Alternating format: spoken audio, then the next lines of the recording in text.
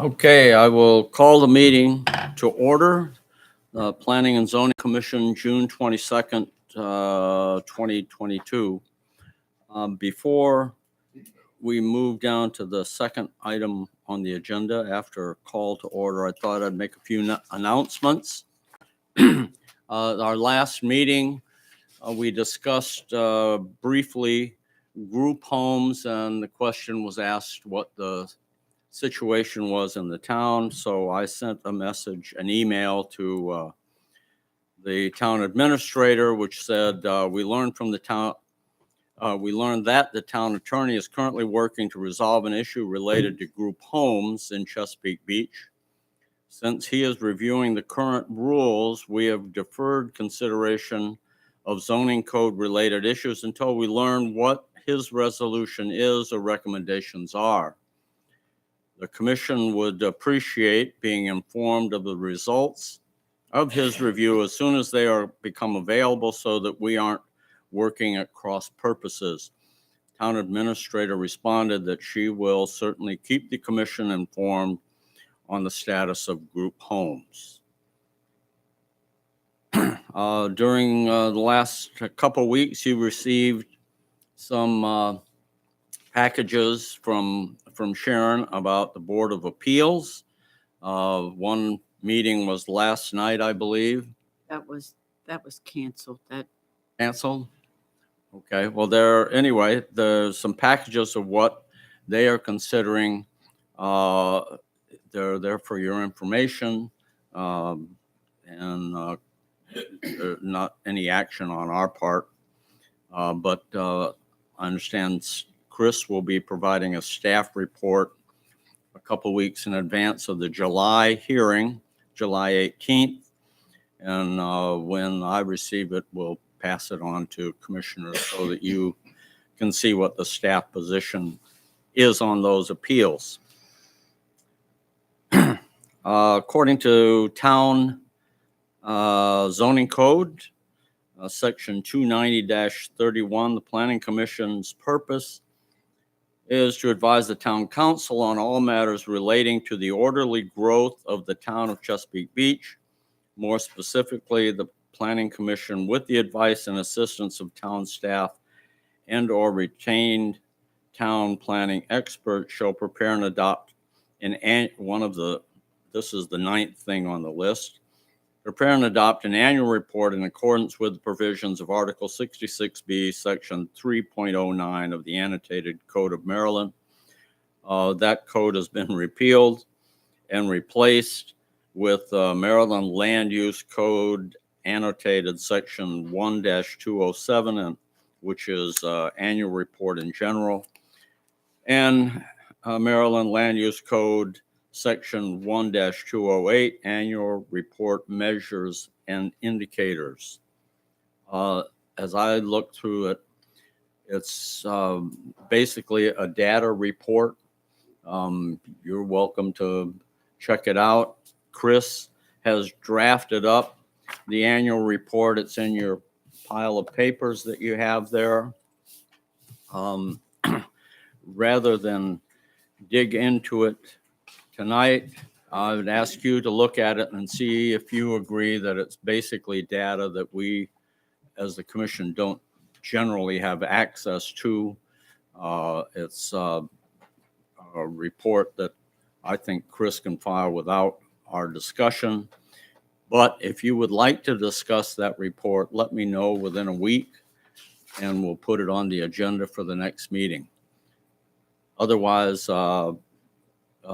next week, next Wednesday or Thursday, I'll tell Chris just to go ahead and send it to the state. This will be the first report that we've made since 2015. Is that correct, Chris? It may be, Larry, but I'm not quite sure. I went through the whole. Yeah, in any case, it's the first one I remember that we've done. So it's not a big deal. I'm told that not that many jurisdictions actually file the report. So we're just trying to catch up and comply with Maryland Planning Department, but my point is I wouldn't get too spun up about it. We have many other things on the agenda to focus our attention on. Okay, the other thing in the town code is that the commission shall elect a chairman from one of the appointed members and create or fill such other of its offices as it may determine. The term of the chairman shall be 1 year with eligibility for reelection. I've been chairman for 2 years. There's a lot of work that we've done, and if nominated and if elected again, then I would be happy to continue for another year to complete the work related to the comprehensive plan. But if somebody else, if you feel somebody else should be chairman, I can certainly understand that. Now, in our work tonight, we have the memo that Chris put together of immediate text amendments to the zoning code that are listed in our comprehensive plan, page 121, if you want to look at the list that we said, these are the items that we believe are essential to do soon. In the comprehensive plan, it says these are the amendments that can and should be evaluated and adopted concurrently with or immediately following adoption of this comprehensive plan. It doesn't say that we should change everything in the code to comply with it immediately. It says focus on these items. That list is in the comprehensive plan, so I didn't run a copy off, but Chris put it in his memo, I believe, so you can see what we've said. Now, Chris's memo was also given to the town council. The town council discussed it at both their work session and their town council meeting earlier this month. They actually spent quite a bit of time talking about it, and if you weren't able to watch or attend, you might go back and watch the YouTube video. They did, many of the town, I think almost every town councilman had some comments that he wanted to make about the list. In the town council meeting, they passed a resolution saying that the planning commission should complete these immediate amendments as a priority. Now, we've been on our agenda since last September. The first item has been these amendments, so we've been working on it, but just the town council wants us to set this as a priority so we can get this to them. Some of the comments that were made during their discussion was that we aren't limited to just the things on Chris's list that he put in his memo, that there are other things that they want us to look at. For example, one of the town council members talked about definitions in section, I believe, 290-11 and section 290-19, tables, requirements, and exceptions. This is complicated stuff, as I think all of you recognize, and all the pieces have to fit together, and the town council is watching. They want to make sure that we don't have inconsistencies written into the code. So we'll need to take a look at that and try and deliver to them a complete set that eliminates any inconsistencies in those recommendations. And one of the town council members talked about it should be a complete list of amendments that are immediately necessary to implement the core vision in the comprehensive plan that was passed by the town council. and not use it as an opportunity to go beyond the comprehensive plan that we sent to them.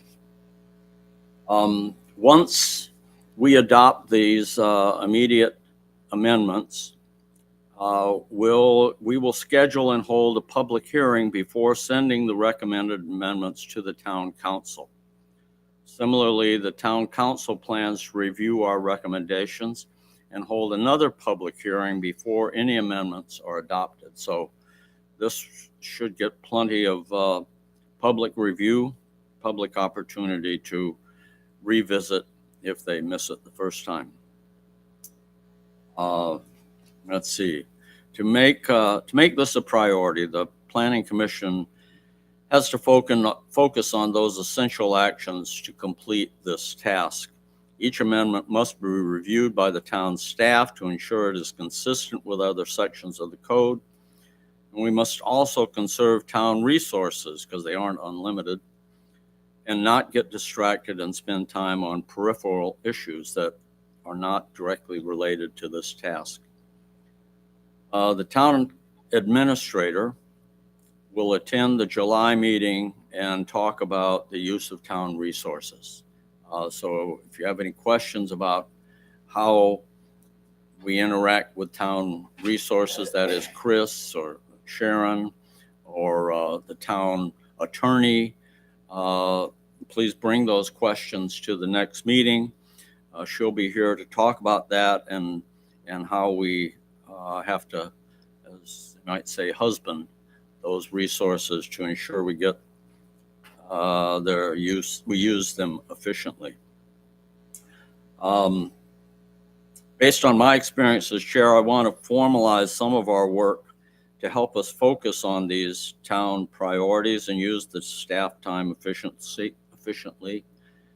One of the things I've tried to do as chairman is put out an agenda early enough and with enough details in it that the public can see what we're going to talk about and they can show up. So as you see tonight, the hall is filled with people who want to see what we're going to talk about. But in any case, it's been one of my goals to make sure that it's out early enough that they can see what we're going to discuss and decisions we're going to make.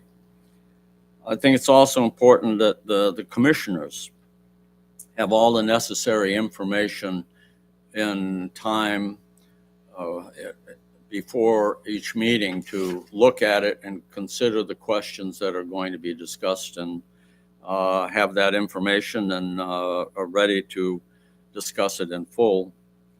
And so in particular, so commissioners don't get blindsided with details, or the staff is not, and the staff has time to provide us with adequate details on what we're going to discuss. And that's why I put on your table this Planning Commission agenda guidelines. This is my goal. I would like to run the agenda in this way if I'm elected chairman again. The first one is I want to make sure that the commissioners get 2 weeks to review the papers that we're going to consider at a meeting, rather than having to dig through them and pile and try and read them as we discuss them during the meeting. All the proposed agenda items that have to be received in time for the town staff to review them before including them in the meeting agenda. Town staff will need time to review and evaluate the resource requirements that they'll need to address the issues, and evaluate staff time required to prepare for discussion and project when we should schedule onto a future agenda the items that we're proposing. Finally, the staff will endeavor to publicly post the monthly meeting agenda at least 2 weeks prior to the Planning Commission meeting. So it requires a lot of coordination. This is my objective And so that's, those are my notes for beginning the meeting. Are there anyone else want to make a statement? Um, are these 4 items that you, I'm kind of reading them over there very quickly here. Does this means you have to have the agenda items at the end of the meeting prior? So in other words, as soon Well- as you leave here, you have to have the agenda items for the next meeting? Is that what you're saying? Well, in an earlier draft, I said that, but we have to, for it to get in the agenda and be reviewed by the staff to see what kind of resources or what kind of impact it's going to have on their work, it has to be before we publish it, obviously. And if we're going to publish it 2 weeks in advance, then that means we've got to have it a week or two before that to put on the agenda. My view is there isn't much that we do, if anything, that's time sensitive, that can't wait for the next meeting to do it right, as opposed to rushing into it, making a decision, and then having to go back and revisit it in a future meeting. So getting the preparation for discussion correct will make the discussion more valuable, and it will also facilitate the ability for finality on the discussion, rather than having to revisit and say, oh, I missed this. We forgot this section of the code. So yeah, it would be nice if commissioners could get it to me about the time of our meeting for the following meeting. But my intention is to send it to the staff, let them look at it and tell us whether they have the time to work on that as opposed to the other things that we're working on, and put it in in the sequence of priorities based on what we're doing. So yeah, it would be nice to have it at about the previous meeting. But if I'm going to get it out by the 2 weeks before the meeting, if I'm going to publish the agenda, then it has to be in 3 or 4 weeks before.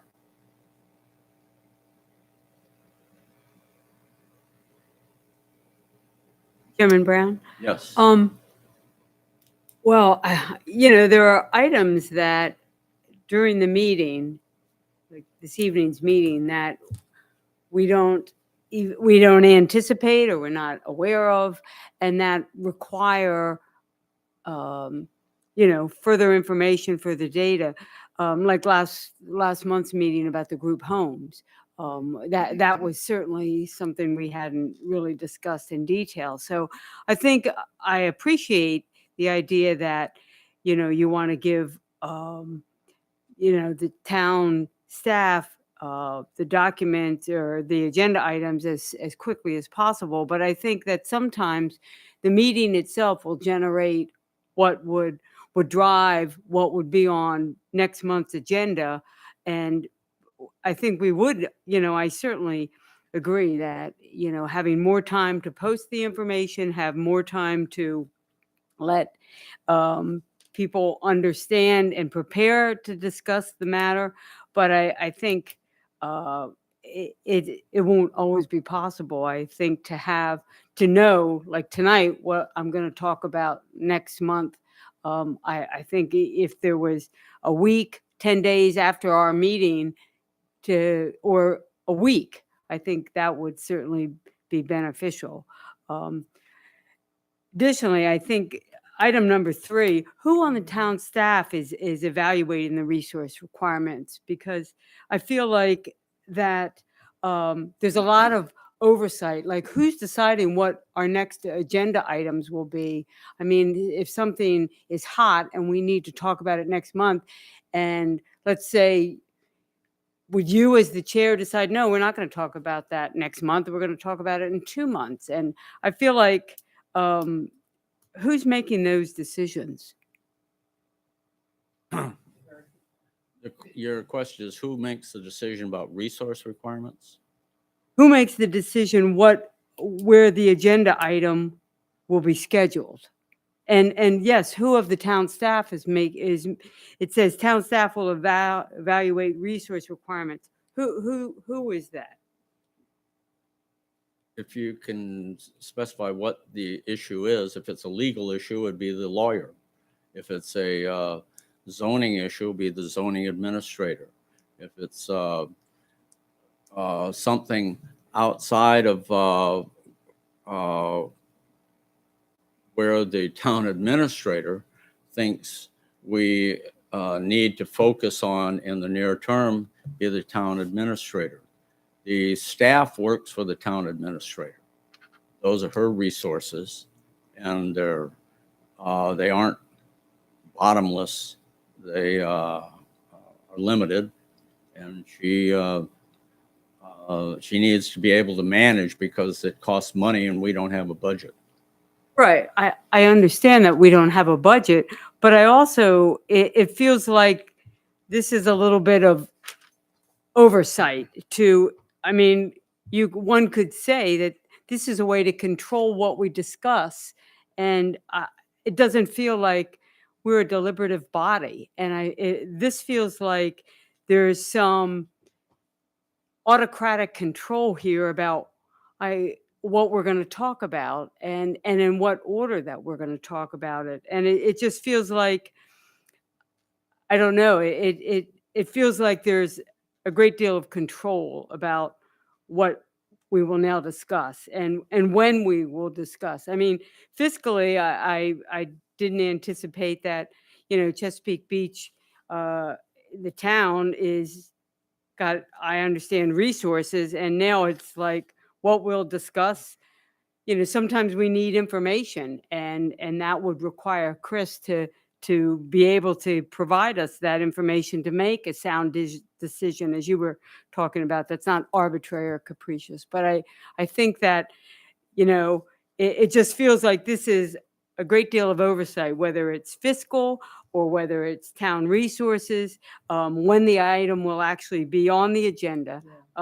It feels like that's been taken out of our hands, and that, to my mind, it shouldn't be. The chair of this body should decide, if we're going to talk about group homes, albeit we can't because right now that was being looked at by the town lawyer. Okay, I understand that. But other than that, to find out more information about that, we should have that ability, other than not necessarily voting on it, but to find out the information.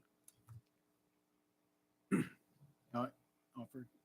Well, we're talking about the published agenda that goes out to the public so that they know what we're talking about. And also the town staff can prepare for those to be able to answer the questions on the agenda. I'm not saying only those things on the agenda will be addressed. I'm saying that's the published agenda that we're going to put out 2 weeks in advance. So I understand your feeling, okay, but what do you propose? Do you have a different approach you want to recommend? Well, I guess maybe it would be helpful if we as the commissioners understood what are the limitations and the requirements that the staff has, the town staff for. Like, I mean, certainly. Well, next meeting, the town administrator is going to come and talk about that. She didn't tonight because Ms. Blackwelder is not here, and I thought it would be better to have the whole commission here to answer the question. But she offered to come tonight. I said, Chairman Brown? let me. Sure, Commissioner I'm sorry. Burrow. Yeah. So the question is, what if this isn't the we have a priority. The town council passed a resolution setting the immediate text amendments as a priority.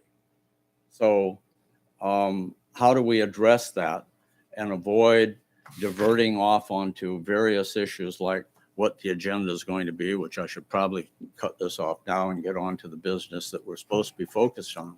But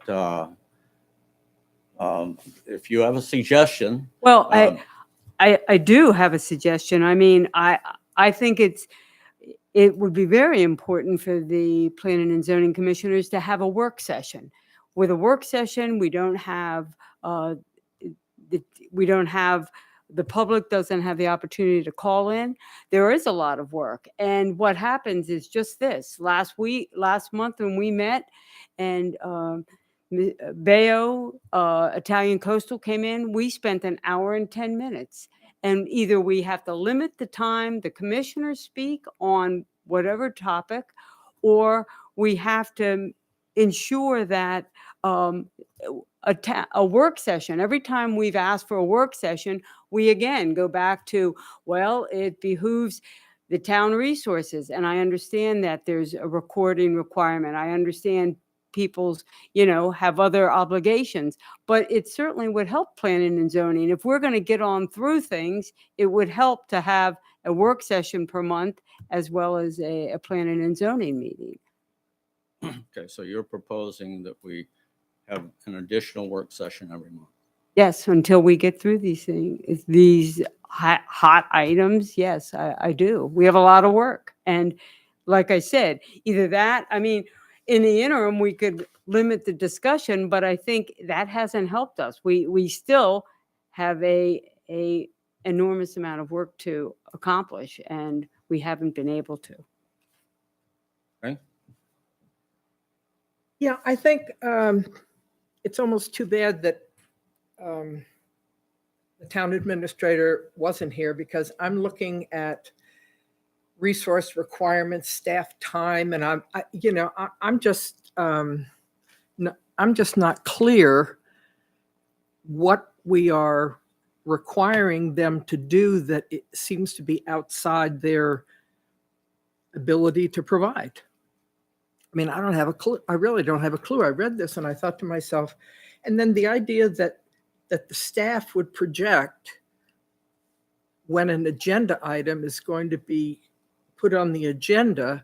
I mean, I'm sitting here trying to think of what they would be doing behind the scenes regarding establishing the agenda, I guess is what we're talking about, that they would be in that position to decide what's being called forward. That to me means that we are losing a very basic opportunity. I mean, we know what the job is.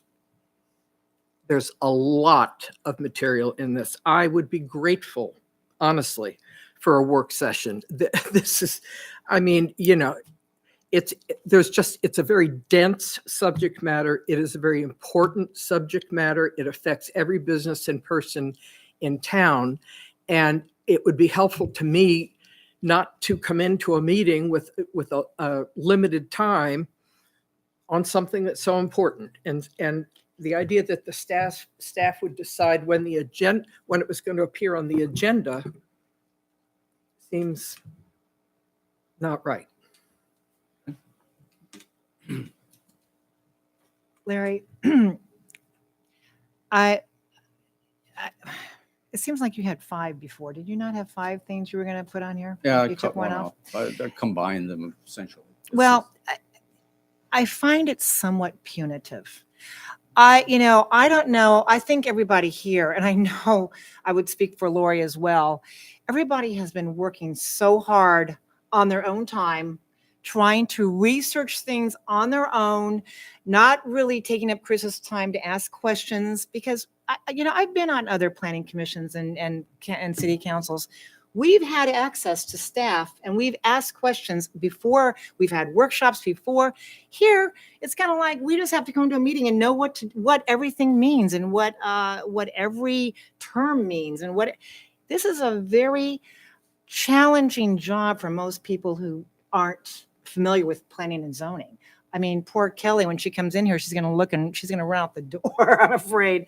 But it takes a lot of research to come and just figure out what is expected for that one night, let alone anticipate next month.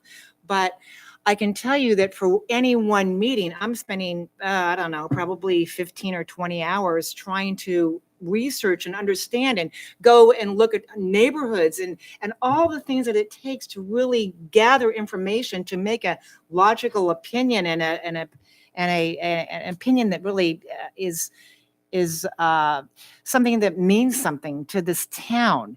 And so now I'm looking at this and I go, I appreciate what you've been through with, town staff approaching you and whatnot, but it seems as though it's saying, you guys have done it all wrong. We've done it all wrong. Now, we're going to do it this way. And I just feel like we're feeling like, or at least I'm feeling a little bit punished by how we've been doing things over the past few years. And I don't think you're intending to punish us all. I think you've been a remarkable leader. I can't tell you how hard it's been to try and lead this through COVID and whatnot, but this is a little draconian in the sense that there's no way I can get an agenda item out or ideas out the same night I'm finishing up a meeting, because I put all of my energy into the meeting, and then you want me to walk out the door and hand you agenda items for the next meeting. There's no way I can work a meeting that way. I've never dealt with a meeting that way. I've always had at least 2 weeks before the next meeting. Well, it doesn't say on that piece of paper to have it by the previous meeting, does it? Well, it implies that, actually. I mean, your first one, let's see, which one is it? The second one implies that you need to have it in by the inclusion of the previous meeting, the agenda items. And that's what I'm referring to. So I'm just saying, Okay. I'm expressing frustration about that, Larry. That's all. Okay. But anyway, Did Chris want to add in? Because I know you were trying to jump right in there. The staff does have legitimate concerns about being able to provide information to the planning commission to allow you to make decisions that are sound and worthwhile. Having work sessions provides another opportunity, but also adds another layer of time and resources, which is fine. This is not, in our view, draconian at all, or a method to control or to set the agenda by the staff. In fact, this is transparent. I mean, this is in fact what effectively happens in almost any planning commission, where the chairman will decide how things go forward. Sometimes the chairman will decide independent of the staff review, which causes some issues, or will say, okay, talk to the staff. Well, what do we got next month? How can we handle Kathleen's current priority in light of the fact that we have 2 development plans and annual report that we have to comply with? And the normal response from the staff would be, yeah, we're not going to be able to get to that. We have to either hold a work session, or we're going to have to schedule this item for the next meeting. And, or in June or May. What this just basically says is what Larry's response to that broad concern is. I mean, I think it's a transparent recital of what in fact will happen, so that you know what happens behind the scenes. We're not interested in controlling an agenda. We're interested in serving the commission so you can make the best decisions you have to. So when someone shows up right before a planning commission meeting with a stack of items that need to be addressed, we have to think about what the implications are. Then we can't review, for instance, a floating zone from another jurisdiction and act like that is a legitimate response to a concern that has never even been addressed by you, or doesn't even fit into the priorities that you've set already. So when we receive something like that, we could either scramble to try to provide a reasonable response, or to ignore it, or to say to the chairman, let's give it some time so we can put that in the agenda and put it in the context of what's your work program. What is it that you're doing? So this actually is what is a very transparent response. And Larry has been like that. He's always given each of you an opportunity to set the agenda. This doesn't change that. It just gives us time to group and marshal the resources to move things along. And Holly can explain that more if you want to speak with her at the next meeting. I'm happy to do it, but she's happy to do that. But this is an attempt to really get the resources the planning commission needs, and so that and also we work for the mayor and council also, and they set agendas and they have requirements. And like this annual report has got to go through the planning commission, the staff, and Larry's got a response to that. And I think it's reasonable in light of what the state's asking for. But he didn't just decide that independently. He consulted with the staff and said, well, how difficult is this? How are we going to manage that? And that's exactly what he's sort of laying out here in terms of response. But it seems to me it's a transparent recital of how we would go about making decisions. And I'll tell you that in the past, the planning commission chairmen have always just said, Chris or Jim, the previous town manager or town minister, what we got in front of us this week. And I would use an opportunity to say, well, now's the opportunity to deal with those design standards that, some of the commission members have been wanting to do. And the chairman would say, no, we're not going to deal with that. and that killed it. So what we have is a chairman that allows every member to say, let's deal with design standards, But when you start adding those things to the work program, the staff needs to make sure we're prepared to deliver on those. We can't show up without any, we have to be prepared to meet these demands. That's all. Chairman Brown? Yeah, I mean, the title of this is guidelines. It doesn't say fixed, ironclad, never change. So I'm sorry if you feel that I've tried to shove something down your throat, but like Chris says, this is kind of the way things have gone. When I first came to the commission, there was almost nothing on the agenda, which we could go back to that, and then it just becomes a free-for-all in our meetings. But I think that is a disservice to the public that they don't get a chance to hear in advance what we're going to talk about. Anyway, we've certainly spent enough time on this. There is no public here to comment for public comments.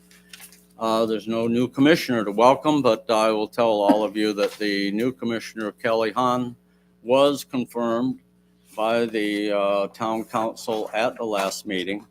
And hopefully she'll join us soon. In any case, we have 4 commission members here. That's sufficient to hold a meeting. So I would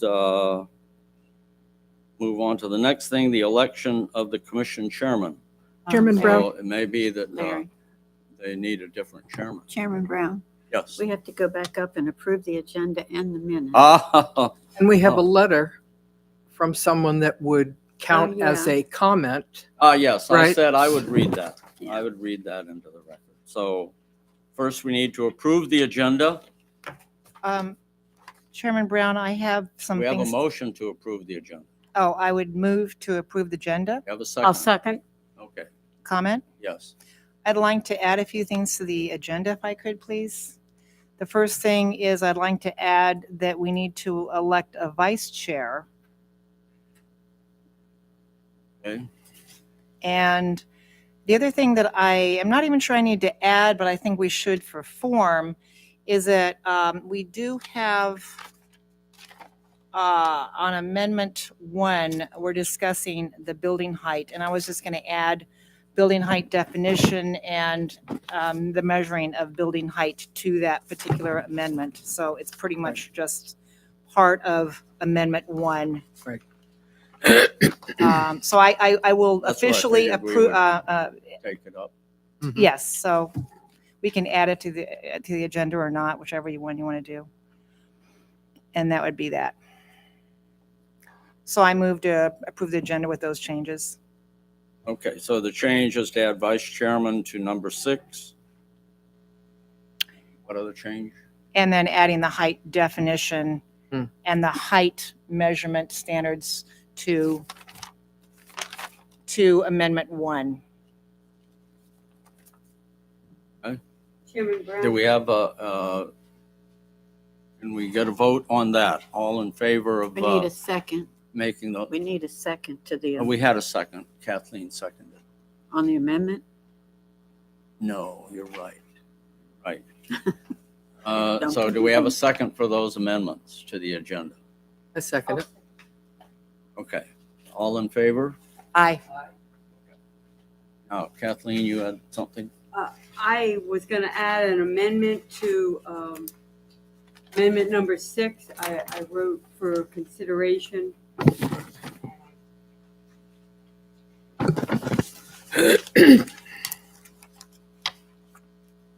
I gave it to each of you.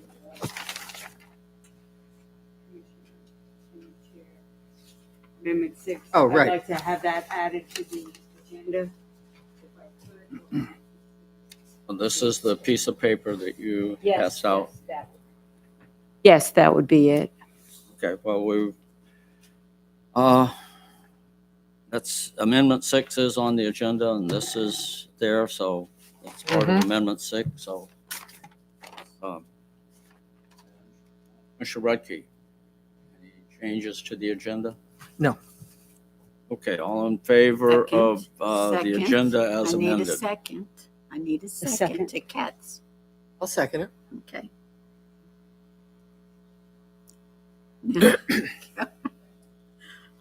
Parliamentarian.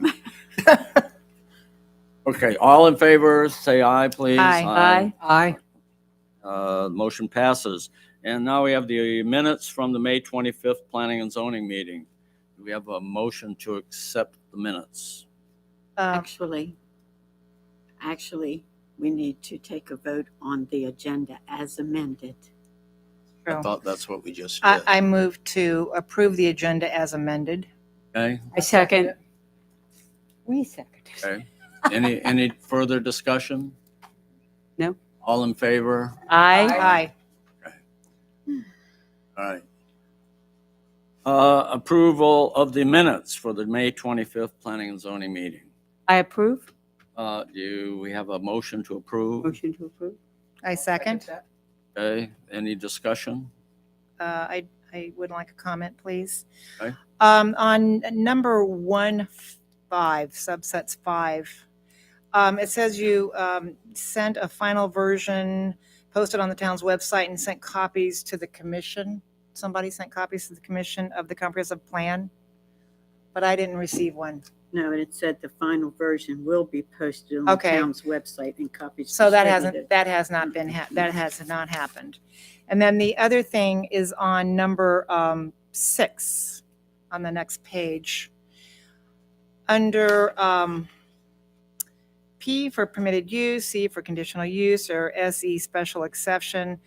Actually, I think what I said was NP would be not permitted. So you would put an NP in for all the blanks Okay, instead of having the blanks just empty.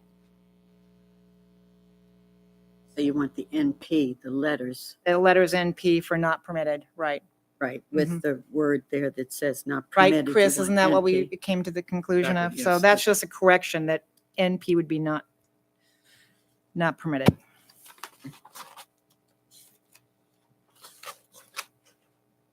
Anything else?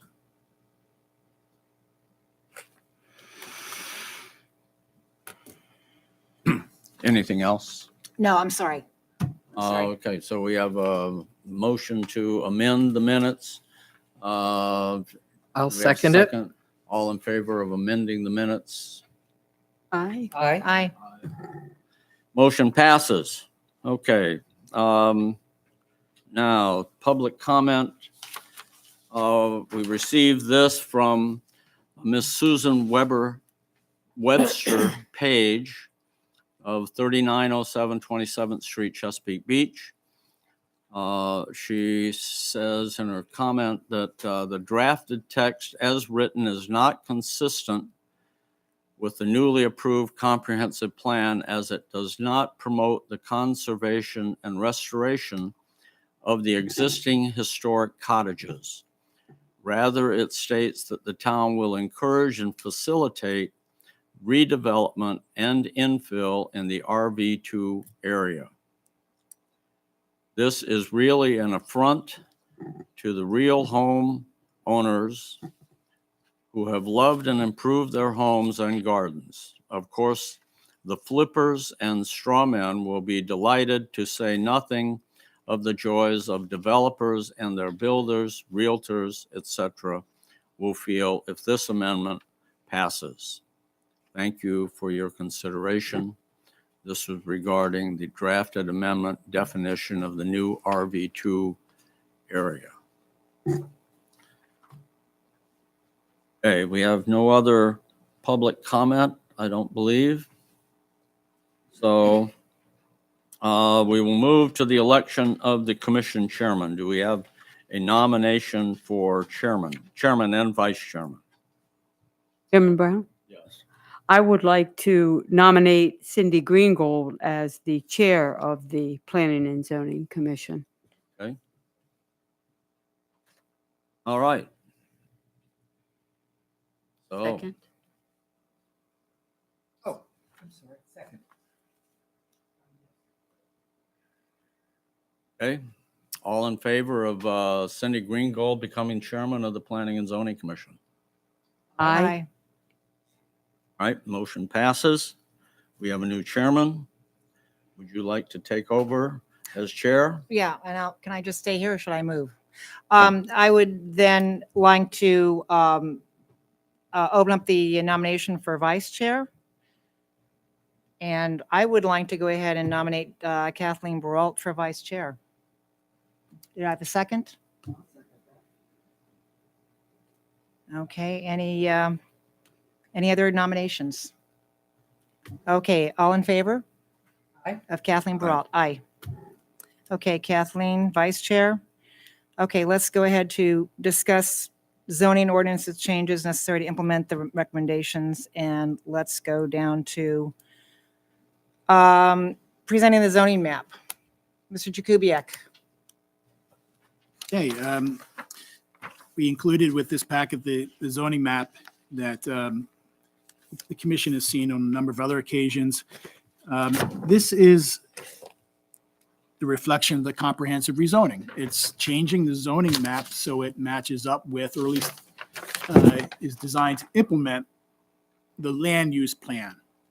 So a number of changes have been made to this map, and you're aware of them, but for the record, for those who might be watching or listening, the residential village district was changed from RV, just one coherent district, into two separate districts, RV1 and RV2. The resource conservation district has been expanded, most notably to encompass those lands that are preserved as part of the open space within the boundaries of existing subdivisions, such as Chesapeake Village or Richfield Station or Bayview Hills. The commercial districts have been changed substantially. Presently, there is just one commercial district, the C district. The new zoning map has multiple commercial districts, a town commercial district, a maritime commercial district, a plaza commercial district, or commercial plaza district. I think we've actually referred to it multiple ways. Maybe we should resolve that tonight. And a neighborhood commercial district. And those districts are allocated throughout the town. The and the bonus density overlay district, which was mapped on the current, which is mapped on the current zoning map, is removed. So there's no bonus density overlay anymore on the zoning map, and that's in essence the principal changes to the map.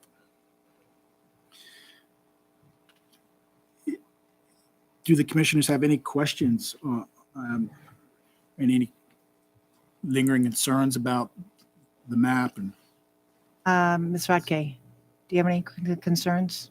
Not about the map itself. Okay, do you have any other questions for staff? I don't know if this is the time to bring this up, and if it's inappropriate, tell me. Number 8 that is being said, I guess it really doesn't have to do with the map itself. talking about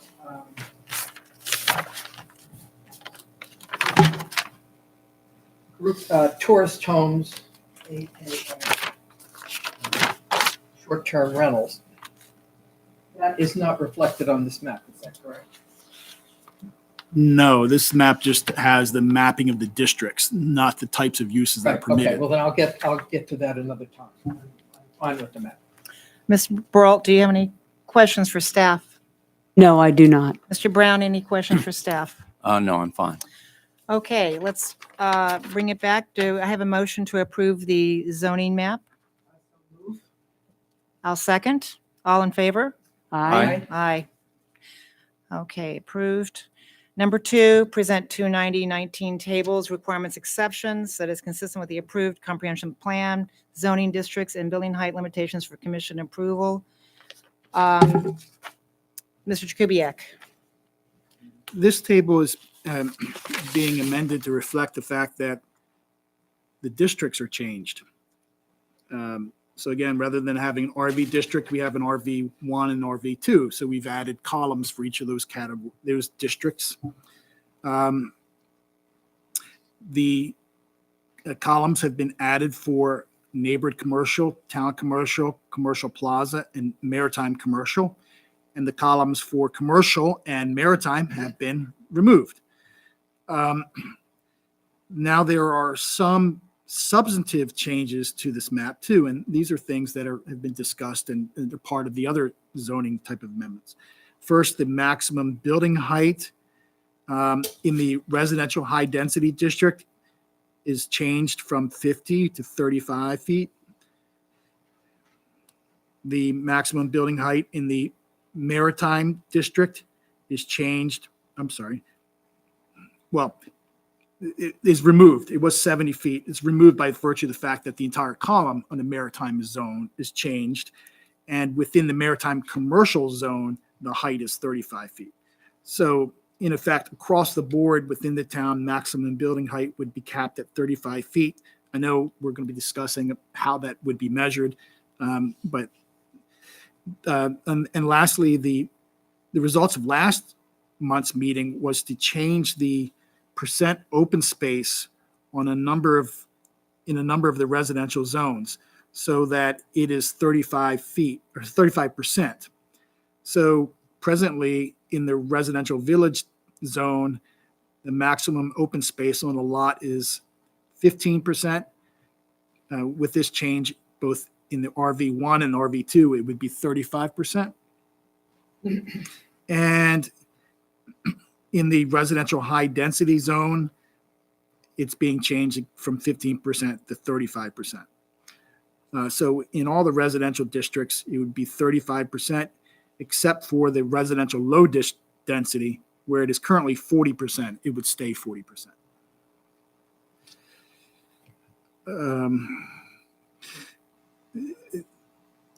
Everything else is the same.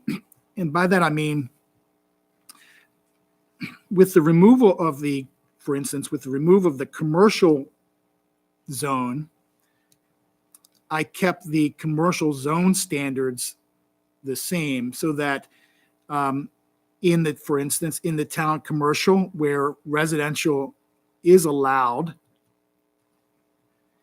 it would be allowed at the same average minimum lot area as it currently is. So if you go down on the far left column, it says B, average minimum lot area per dwelling unit.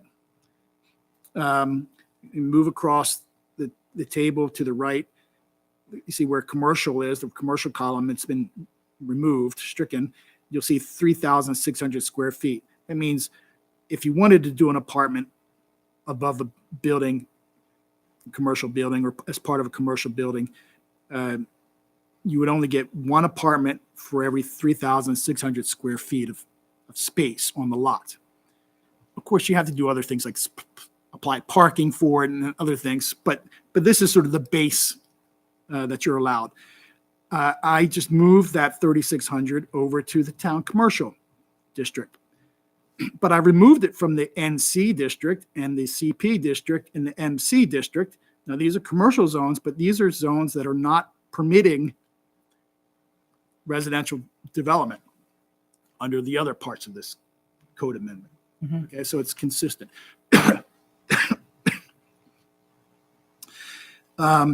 The same approach was taken with respect to the residential village district. So if you stay in row B, average minimum lot area, you'll see the average minimum lot area in the RV district is 5,000 square feet per dwelling unit. Means you need at least 10,000 square feet to have a duplex, for instance, right? To have 2 units. You see that in the RV1 district, I increased it to 6,000 square feet because there are not any other uses allowed there except for single family. And if you look in the line above, minimum lot size, 6,000 square feet, that's the minimum lot size. So it's, it's 6,000. But in the RV2 district where you could do a duplex, you would need 5,000 square feet for that extra unit.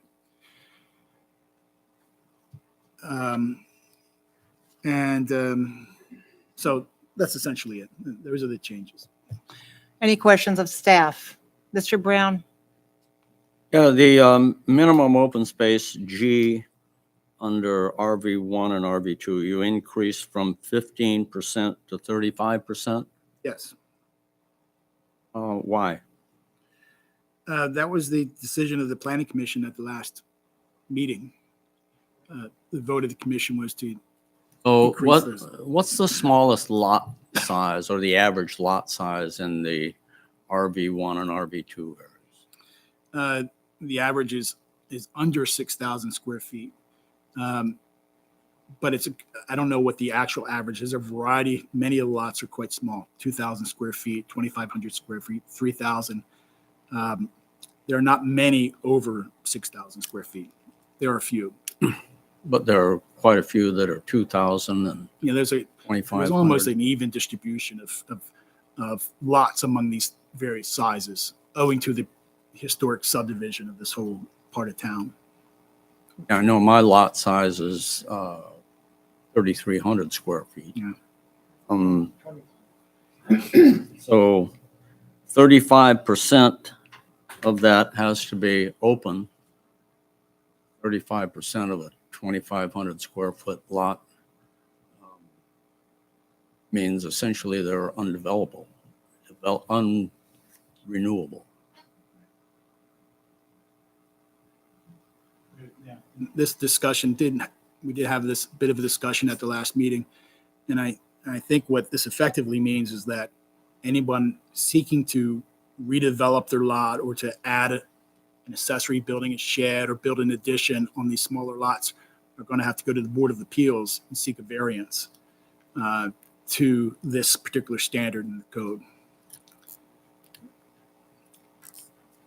You might remember my initial reaction at the last meeting was to give us more time to come up with standards that reflected the variety of lot sizes in the community. And but the commission decided to do 35 across the board with the idea that this would be brought back for further discussion.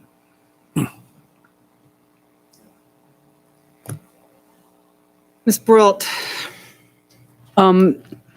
Just a point of clarification, Chris. So you had said in the neighborhood commercial, the maritime commercial, and the residential commercial that there is not permitted development in there. I just want to make sure I understood that.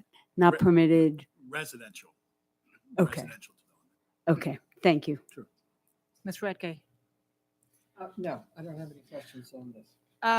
Mr. Jakubiec, why is it that we do not, it seems to me like the homes behind here in RV2, and even the homes in RV1, some of them, are similarly sized to the ones over in my area, which are medium density. I'm questioning why we're not all medium density, why RV2, RV1, why we're not, we're up there on the hillside there. Why aren't we all the same medium density?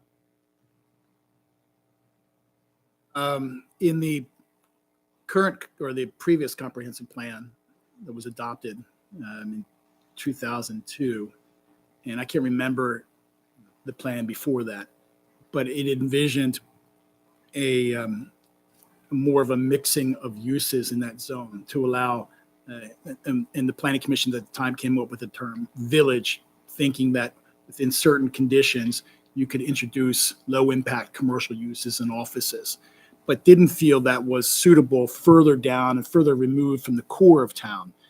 But up here where it's more accessible to road systems, and that would be allowed. So as you know, within the RV district, if you're on Maryland 261, you could do a real estate office, for instance, or a doctor's office or something like that.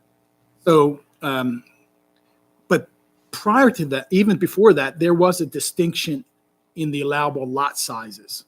Not much, but as you know, there's 7,500 in the residential medium density district. It's 6,000 square feet. Now, I wish I could say, oh, that's there's a clear rational reason for that. I don't think there was, because even today along C Street, I know where Larry lives, that whole block is zoned residential medium density. And those are some of the smallest lots in all of town. So there was the sort of the logic broke down over the years. So I think the principal reason for the distinction was that the Planning Commission wanted to introduce a variety of use types within the town, and that this whole section here was the area for that to take place. And with thinking that the lots could accommodate a little parking and the traffic on the road, created a venue for more commercial type of uses that would blend in with the residential feel. Okay, I would like to bring it back to the commission, and I would like to actually move to amend the following table, 29019. I would like to see the minimum lot size for both RV1 and RV2 districts be 7,500 square feet, which is medium density according to our chart here, which is on the first number there, number one, right next to the low density, and then right between high density and low density. And if you look at the list that I gave you, actually in the purpose I would have for doing that is these districts are within a half mile of areas that flood or will be flooding. Lowering the density of these areas reduces the impervious materials and infrastructure that contributes to that problem. Number two, these districts are mostly single-family homes and lots that are similar in size and larger than the medium-density areas already zoned as such, located south of Chesapeake Station and Rollins. Actually, I'm just thinking I didn't get a second for my motion. Can I have a second before I continue? Thank you. Thank you for seconding. I got to get used to my pattern here. And then the next one, there is a shortage of park area and play area, and a larger lot would allow kids to be able to play in their own backyards instead of in these streets and alleys that they do now. And then you'd have more on-site parking. And also you would have, if you can see number 4, actually I've numbered them incorrectly. If you see the last one, medium density in the RV1 and RV2 is necessary as a balance for our housing types, because look at how many multifamily and high density housing we have. We have 10 different areas of multifamily and high density housing, and I've listed them all right there. So it seems to me as though we need an area that is reserved for single family homes that have enough property attached to them that give us, little family homes to purchase and to rent. So this is my purpose for the amendment. So I've moved to amend the following table, and I've heard a second. Any questions? Mr. Brown. Yeah, I think that's completely at odds with the small town charm that we're supposed to be working on with a comprehensive plan. Taking to meet that standard would require future development to buy 2 lots, decreasing the number of homes in the RV1 and RV2 areas if they have to have 2 lots to build 1 home. And it seems to me we're trying to preserve the character of our neighborhoods, and instead this would change it dramatically if it was carried out. So I will oppose that. Ms. Brault? You had stated that the greatest issue in this area, and one of the reasons for changing it to 7,500 square feet, is because of the impact of flooding. Mm. Now, is that based on, I mean, 2002 was the last comprehensive plan, and is that when this was actually determined, the square footage? 2010 was the last. 2010? Okay. And before that was. Okay, so 12 years ago, has there been a change in the, I guess, the flooding, the impact of the low-lying area that would necessitate the minimum lot size being increased to 7,500? I would have to ask Mr. Kubiak, do we have a flooding area all along, at least around C Street? I know we have a lot of flooding in that area already. And we're going to have more probably from what our NOAA maps are saying. Isn't that correct, Mr. Kubiak? The area that is most subject to flooding is along between Maryland 261 and the Bay, from the central part of the town north.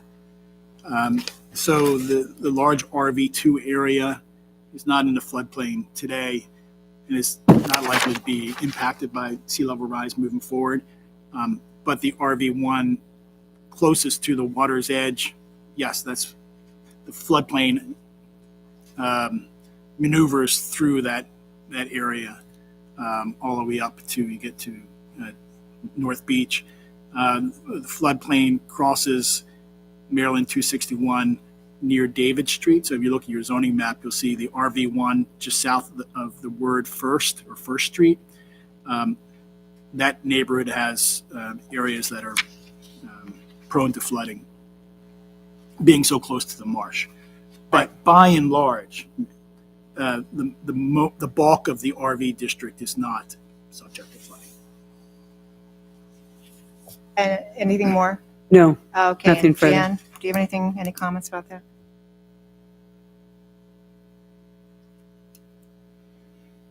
I understand Larry's point.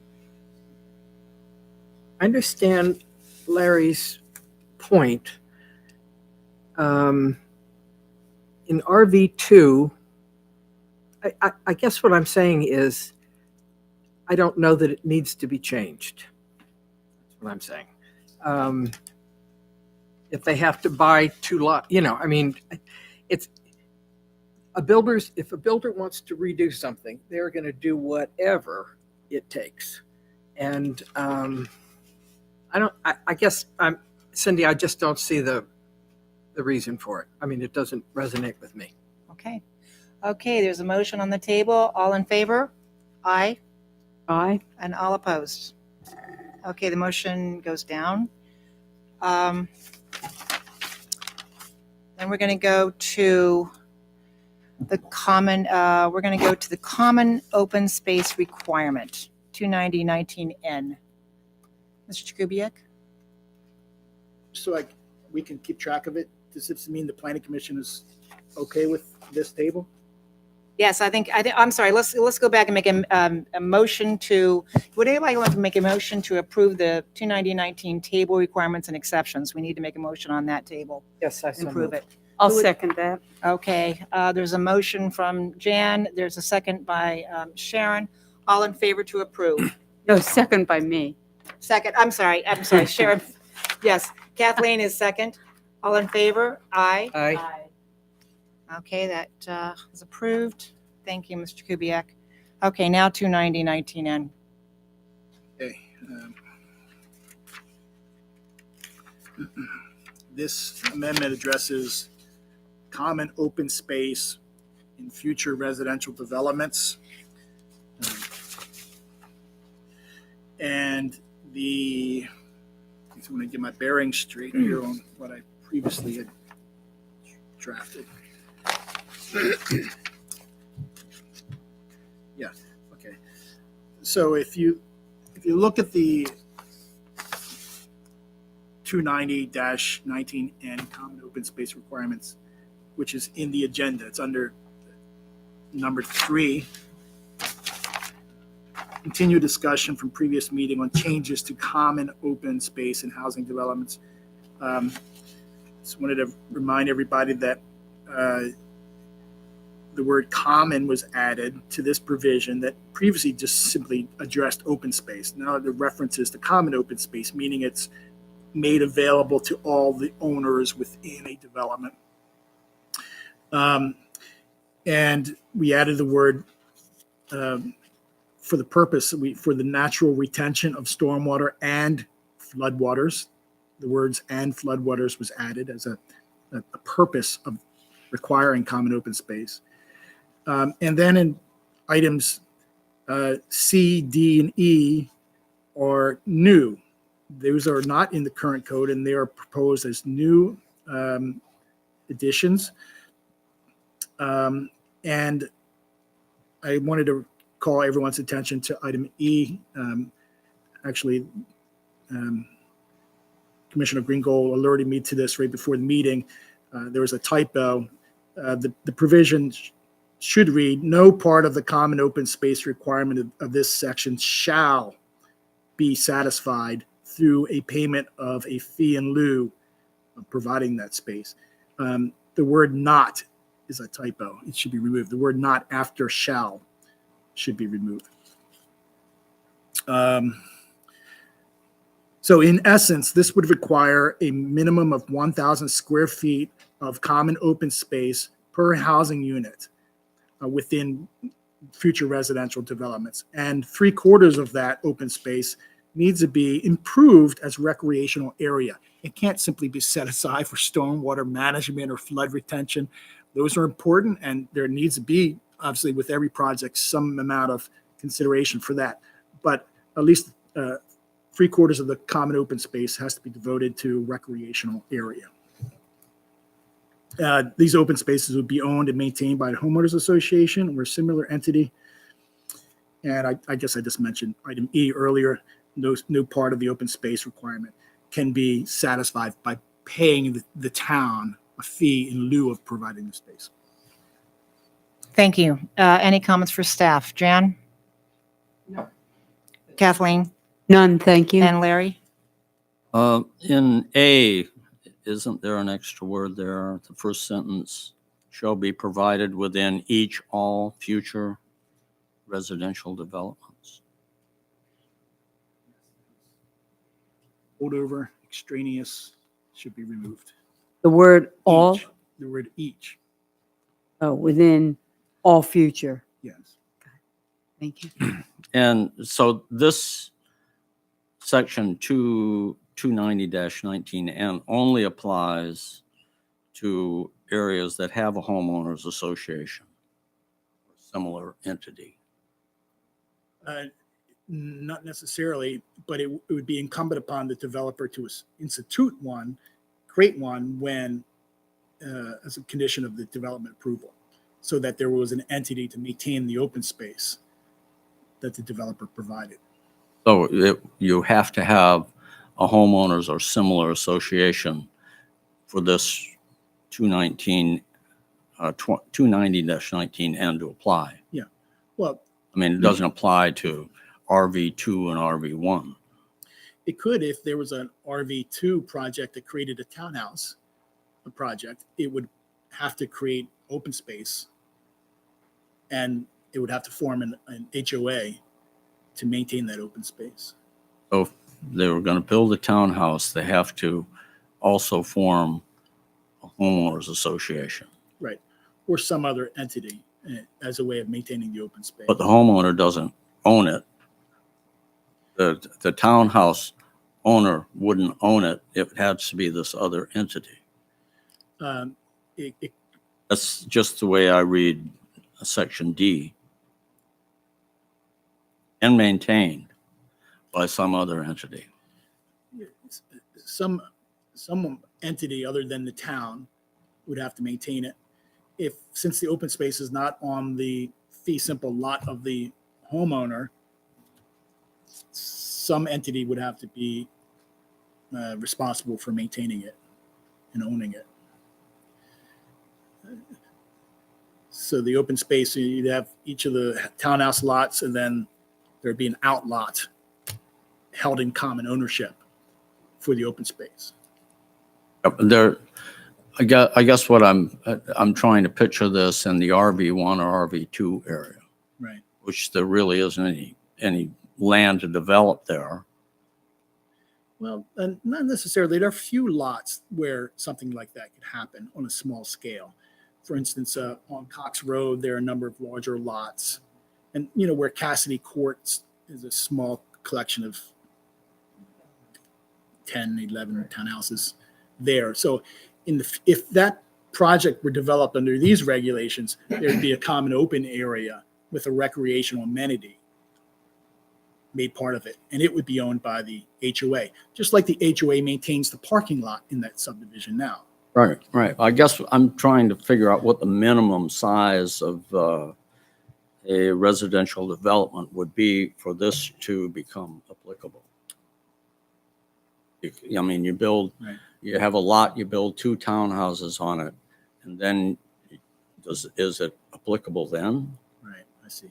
That's my problem with it. Got it. I understand now. I understand.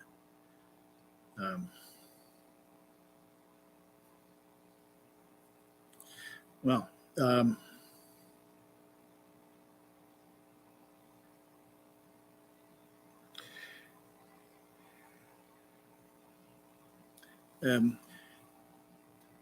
typically a common open space would only become needed when you had 3 or more dwelling units in a sort of a multifamily type of project.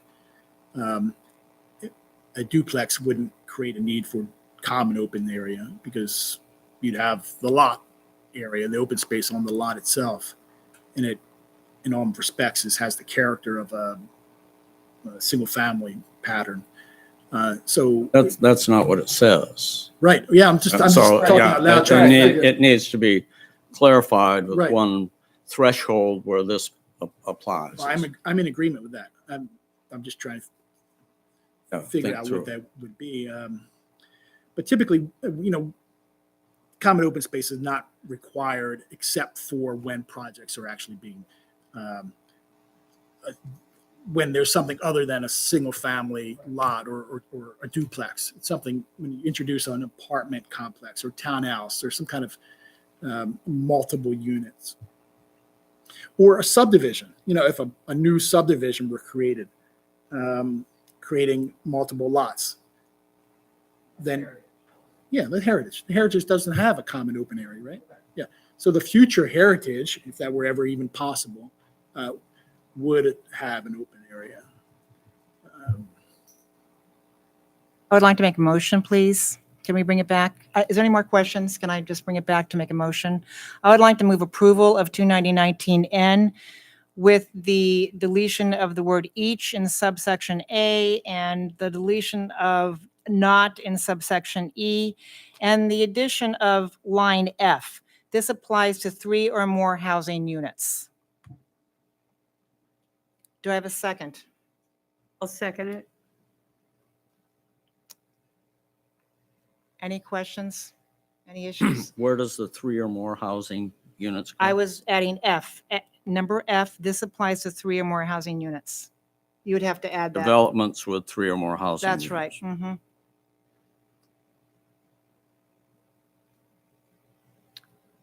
All in favor? Aye. Opposed? Okay, that passes. Let's go to the next one. The next one is short-term rentals. Staff, Mr. Jakubiec. I'm sorry, you still on the last one? No? I'm Okay, with you. so tourist homes. Tourist homes, yeah. Um, So there's a couple of things with this particular provision. First, I have to refer the commission to the table of permitted uses, right? It's 290 attachment 1, the table 1 land use classifications. I'm kind of going to start there. If you remember that list of all the possible uses within the town, they're numbered. And use, this appears under the commercial uses under item 34. Currently, item 34 combines motel, hotel, and tourist home as one category of uses. And the proposal here is that the term tourist home be broken out and assigned its own line in the table. It's a distinct use. And that it only be allowed as a conditional use within the neighborhood commercial and town commercial zoning districts.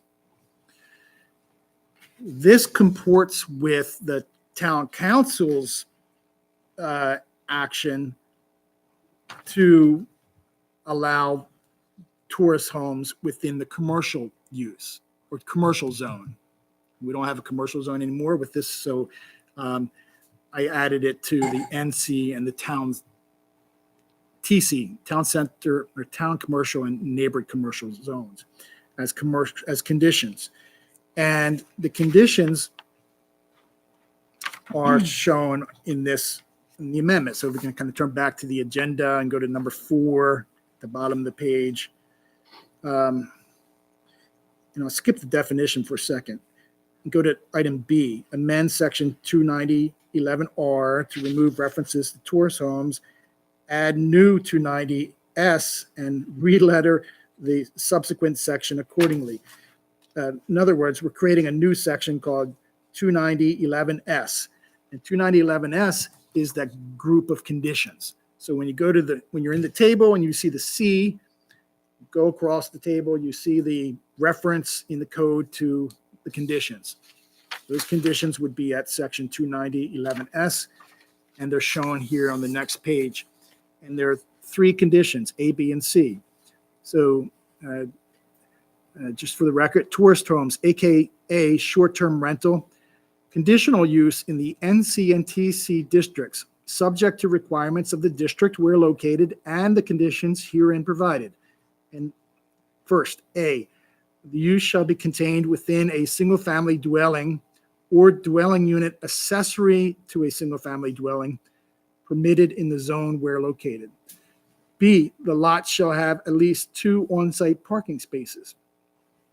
C, the applicant shall submit a parking plan with the zoning permit application, demonstrating that there is at least 1 off-street parking space for every 2 adults permitted to stay, and the zoning permit shall restrict tourist home occupancy accordingly. Yeah. I have a question. Oh, yeah, sure. Maybe I missed something, but at the time short-term rentals were discussed, I know we now have a definition that's grand, we should, and I think it's an appropriate one. But the vast majority of the town, as I recall it, and please somebody can correct me if I'm wrong, were opposed to short-term rentals. So I think it's inappropriate to have it if the town doesn't want it. I mean, there was I can't remember if there was an actual survey, Sharon, maybe you remember, but there was great uproar about that kind of project. Never mind that it, to me, doesn't seem to belong in neighborhood commercial, but why are we doing this? I mean, did we talk about it previous to this? The town council passed a resolution, I believe, not, they didn't change the code, but they passed a resolution saying that short-term rentals could take place in maritime commercial. Is that where, Or in commercial, in just commercial? commercial districts. Yeah. So the town council adopted or passed a resolution, and I guess they're now waiting for us to incorporate that into the zoning code. That's right. And part of the resolution was this definition. And this definition is written very artfully Yes, to I agree. define specifically what it is, and it's very narrow. And by allowing it only within commercial districts, they basically said if you have a single family house in the commercial zone, you can rent it out for short-term rentals. So that's effectively how it would be applied and administered. So yeah, Larry's right. What I did was to take their resolution and incorporate it here as a recommended approach for you. Kathleen, any questions?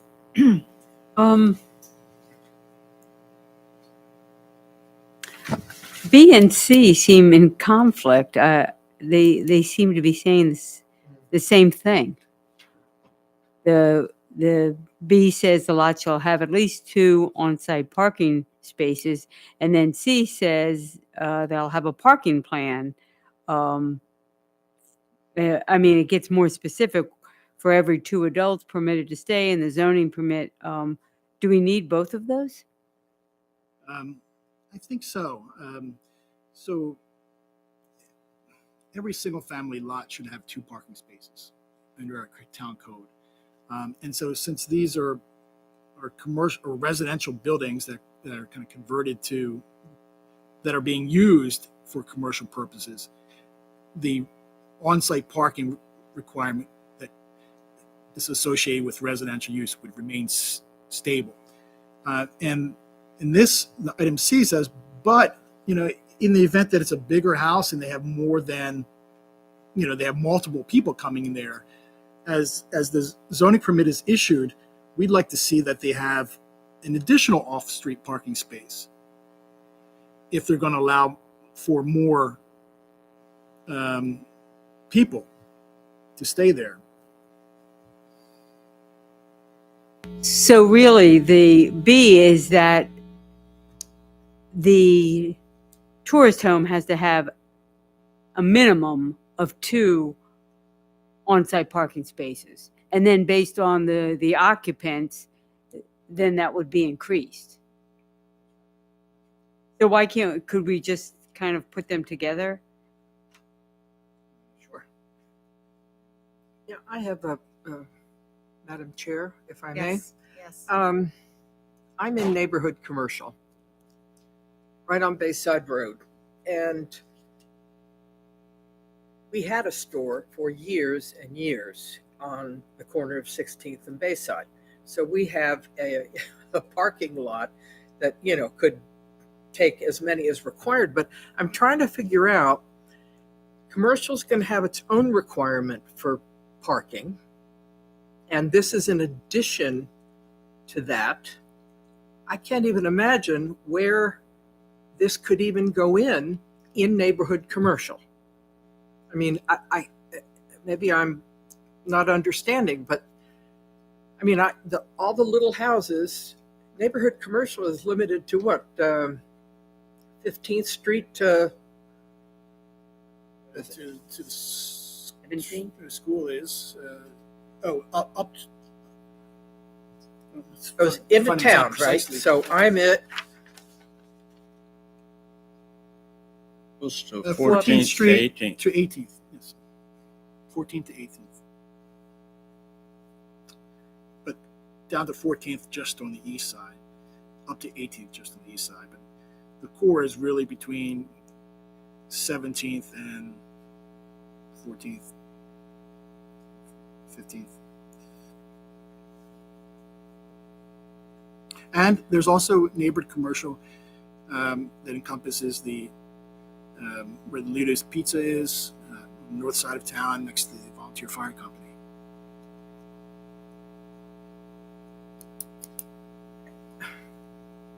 That's a neighborhood commercial? Yeah. It's always Yep. been zoned commercial. Yeah. It just, we Yeah, assign I the get neighborhood that. category to it.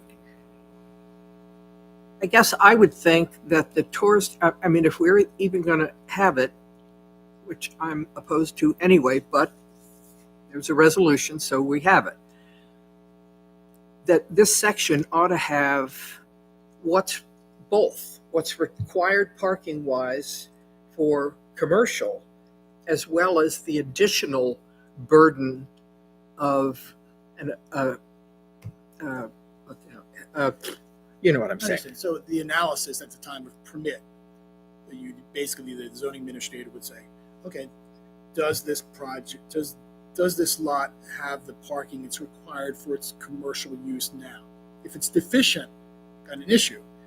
If it has the parking or ample parking, then the question is, do they have parking then for the short-term use on top of that? And I think that's a legitimate response, and we can incorporate that into this wording.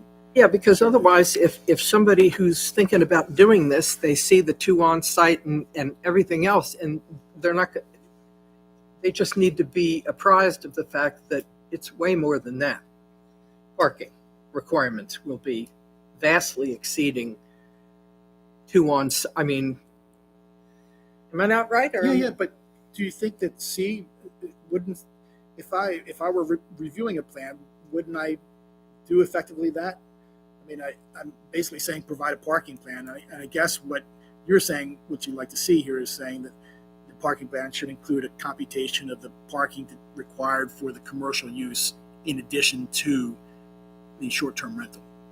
Yeah, because if somebody is just looking at this, we haven't even gotten to the review process. We would certainly want somebody to be on notice that it's this plus the commercial. Right. I think that would be much clearer.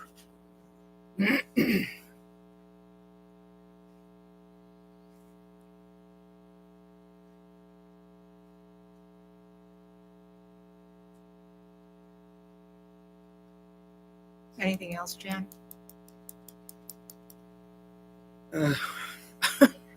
I guess I'm somewhat deflated by the idea. I don't remember that particular resolution of the town saying that short-term rentals were okay. So that's on me. But no, that's all I have to say. Larry? So do we have language that we're going to be approving? Did the consensus of the commission, you No, You I've wanna got incorporate I've got Jan's? some issues. I've got some questions too. Do you have any questions though, Larry? Yeah, I'm wondering about how many residences or buildings within these two zones currently would you say would qualify? What impact are we talking?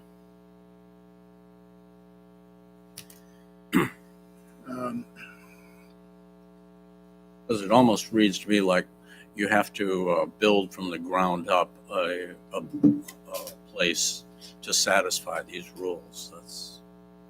it's if you had an existing house in the commercial zone, you would be entitled to a short-term rental use, and there are a number of existing houses within the proposed town commercial boundary, and there are a number of residential uses within the proposed neighborhood commercial boundary. Now, the neighborhood commercial boundary is really not changed from it's currently commercial. Right. I mean, so the neighborhood commercial is more restrictive than the current zone. There aren't many houses in town commercial. There are not, but there are a handful because the district was expanded slightly beyond the edges of the existing commercial uses to encompass, I would say, maybe 4 additional houses, maybe 4. So yeah. So the south, Chico's Pizza, or no, I'm talking about the town commercial along Maryland 260. Oh, That, okay. that kind of district is expanded a little bit to encompass some of the houses that adjoin, for instance, A1 Antiques. That kind of, so it takes it to the logical street intersections. But there's just a handful. Literally just a handful. So what this definition says is, it doesn't say it's a commercial building that is rented for short-term rental. It says it's a residential building. I read that as saying it's a house, something that's used as a house now can be used as short-term rental. So it's not saying an existing commercial building can be converted into essentially a short-term rental. An existing commercial building could be converted into a hotel, right? I mean, that's allowable use in the commercial zones, in most of the commercial zones. But I guess to answer your question, the actual impact is quite marginal. There are not many that qualify for this definition. Yeah, first they have to be a residence, then they have to have off-street parking, and there's a lot of that around right either. Yeah, so maybe I should be happy with that. So, just so I understand, That's all I had. I'm sorry, Larry. So this is along 260, and then it's 261 from 14th to 18th Street, like where the used to be Tucker's gas station. Right. And, Now owned by and Gerald. now, okay. And then Hair there's place. the hair place. Tangled. Okay. So that's it, other than 260 coming into the town. Well, and Lido's piece And of Lido's, that okay. area. And right where we are tonight, this is town commercial zone, according to the map. It's not neighborhood commercial, but it's town commercial. So it's the same as Maryland 260. Right. Where the Gott's garage and car wash is, or gas station, Trader's restaurant, in this. If these were houses, they could be used, the owners could Short-term short-term rental. rentals. These are not houses. They're not eligible. Right. But Right. So that's really non-applicable in the town commercial right here. But the neighborhood commercial. Well, 260 though. Route 260 has houses that. Right. Yeah, Number of yeah. So houses. that could. Okay. So it's a finite amount of property, actually. Okay. They wouldn't be able to cobble together enough parking for commercial end. I mean, it's inconceivable to me, which is good news to me. But as you know, if there was a single-family house and it met its parking requirement and it wanted to lease out the house, it could do so for short-term rental. So the thing to think about is, well, how many of those houses that you visualize, you know the area, the neighborhood, Yep. well, how many would be, or how many of those buildings would be eligible to being used for short-term rental? There's a handful. Mhm. There are a number of commercial uses there now, but there are also a handful of residential uses. right. And the same thing applies on 260.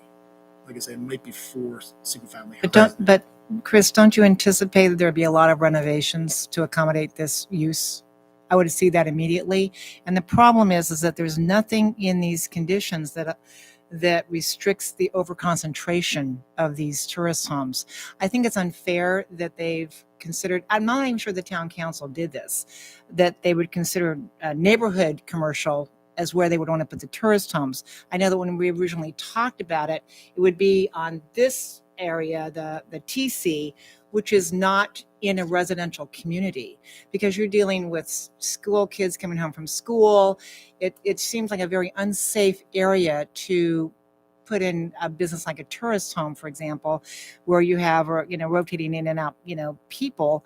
And there's a lot of young families in there that didn't expect to have a tourist home put right next door to them. So I'm a little concerned that we didn't stick to the guns and just have TC tourist homes in this location, so that when people in our area, if you're in a tourist home, the people are going to walk and come through our neighborhoods to go in down to the beach and actually be intrusive in our neighborhood. And I'm not sure the town council understands that when they're talking about the NC up on the hill up there, that's all neighborhood.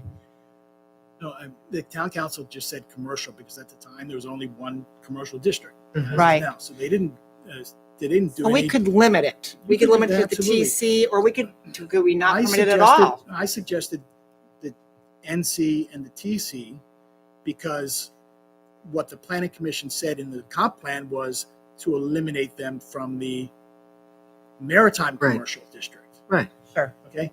And I knew based on the definition that there's no residential allowed in the maritime district.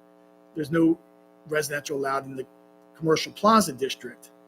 And they're just houses that exist within these other two zones. And so I just sort of kind of narrowed it as much as the definitions allowed, but trying to stay true to what they said, making it applicable to commercial generally. And You're is certainly within your, I mean, this is your work as planning commission and and is there any way to, as I say, what if the worst case scenario, everybody decided to commit to a use of the tourist home? What if all of 260 became tourist home land? Is that something that we want as a commission? It would seem to me it would be like a group home or anything else where you'd not want that over concentration. You wouldn't want to have every house turn into a tourist home. My concern is that we need a condition to, I know that North Beach has only so many applications for tourist homes. Most towns usually have a limited amount of applications for tourist homes. They have some kind of regulation. They have some kind of a committee that oversees how these are run. And there's a real complicated way to deal with tourist homes. And it's not just putting them into a code and just going, oh, okay, we'll have 3 little conditions. I'm worried that we have not really, we're talking about addressing certain issues. This is an issue that I think we really need to come back and address after we've completed a little more research. And one of them is really which zone we want them in. I'm not sure I want them up in the NC because that's my neighborhood, and I will feel like it's totally unsafe neighborhood up there because we're already dealing with group home situations. Now we're going to be dealing with tourist home situations. That will make us feel in that area up there totally unsafe. And the number one goal of the planning and zoning and the town council is to make residents feel safe. And if we eliminate the safety factor of this town, we're going to all be fleeing. So I am really concerned about this. I would rather, now we've got a resolution, so we evidently have to go into some commercial zone.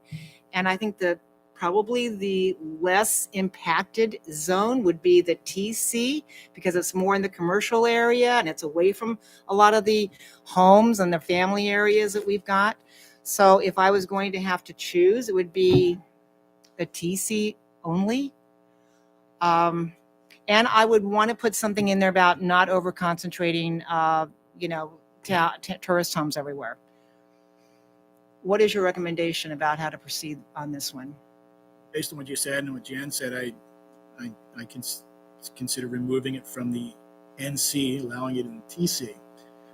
But remember, these are commercial districts. TC is a commercial district. There's a whole variety of intense commercial uses that are permitted.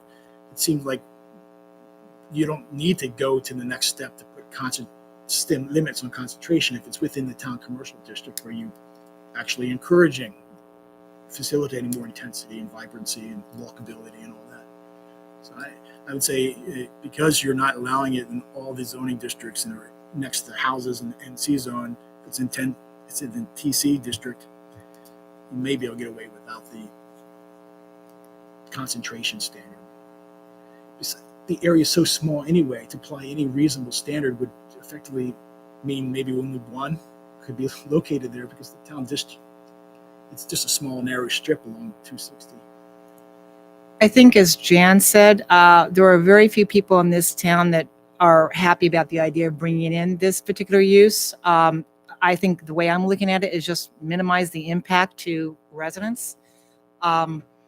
And I'm not sure that a tourist home actually encourages the vibrancy of the town. I think it creates a lot of problems and issues. And if you know how much studying I've done on tourist homes, I will tell you, it's never a positive for the town. It's very rarely a positive for the town. In fact, quite a few negatives. And who ends up enforcing all the issues are the next door neighbors, and it's always on a weekend, and it's never a fun situation. So, So, Uh, I'm sorry. yes, I'm sorry. Go ahead, Jan. Go ahead. Well, I think what Chris is saying is the town is resolved to have these things, then we could limit it to town commercial. Neighborhood commercial is, I think, inappropriate. Yes, but do we I want to wouldn't think- also add a condition of overconcentration, or do we just assume that nobody's going to redevelop and commit their property to tourist home? I mean, I would say it's perfectly acceptable for you to send a recommendation to the council that excludes tourist homes as well, that eliminates them. In other words, put NP across all the districts. I mean, it's the planning commission or the town council addressed an issue that we had in administering the code. We didn't have a definition of tourist homes. I see. They created a definition that was separate from hotels, but they created it in such a narrow way as to effectively mean that it wasn't allowed except for in commercial districts. But if the planning commission would rather say, we need more information, we need more time to figure out what the impact of this use would be, we want to know our commercial districts a little bit better because they're going to be changed. We're changing the boundaries. That's a fair response. And I would say make it all NP then, and we can revisit it once we've had time to think about it. North Beach has a permitting requirement. You have to have a rental license. There's more of a review of it. We have now a rental code, but we haven't applied it to Exactly. tourist homes. But the intention early on was to figure out if the town wanted tourist homes, we'd have to figure out a way to create a rental program. So this is a topic that probably needs some thorough discussion. I don't want the planning commission going in with a recommendation you feel insecure about. Either Okay, would anybody like to make a motion? I move that the decision about tourist homes be postponed until we have more information. So that would be number 4, right?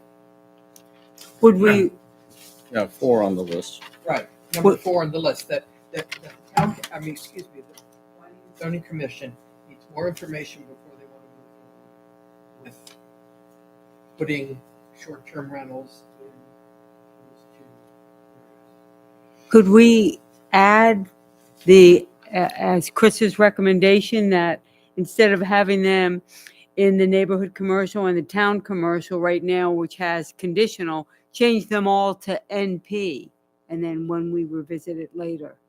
if you took Jan's suggestion, they would effectively be allowed because that's what the current policy is in the resolution of the town council. So I think, essentially, because they said a resolution, they basically said, zoning administrator, this is how I want you to interpret the code. It's unclear. Under the advice of the attorney, they came up with a resolution that directed me to, we haven't gotten any permits under the new regime, but we could. So if you say, let's punt on it without doing anything, Gotcha. I may be asked to approve a permit. So if it's changed to NP, Okay, then it would we be did not have a reviewed. second on that motion. So Kathleen, would you like to make a motion on this? Yes, I'd like to make a motion that tourist homes for the neighborhood commercial, town commercial, commercial plaza, and the maritime commercial, we change from a conditional regulation to not permitted. Well, point of order, we haven't gotten the definition approved yet, so we don't have a place to start. It's not in the code, but you're suggesting changing the code, but it's not in the code yet. So we have to start, I think, from ground zero by approving the definition A, and then we can in B say not permitted in each of those columns. All right, I will amend the my motion to say we accept the definition for tourist homes and then under the zoning district of NC, TC, CP, and MC, change it to not permitted uses. Do I have a That- second? I'll second that. So did you get that? Just for clarity, it would be NP or not permitted in all zones. Yeah, All across- zones, NP in Okay. all zones. Thank you. So we have a motion and a second. All in favor? Aye. Aye. Aye. Okay, motion passes. Let's go to number 5. Okay, now we're on to line number 18 on our chart. If you want to go back to the amended table for the Planning Commission review, we've got we're going to start at number 18. And he's got a list here that we've already looked at, or at least you've made some changes on, Chris. So I hope everybody's looked at that and has figured out what they like and don't like.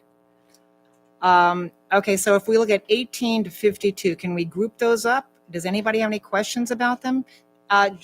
Chris, would you like to have a report on any of that, or is it just review basically? I would only say, just for anyone listening, this chart is in the zoning ordinance, and it shows what uses are permitted within every single zoning category.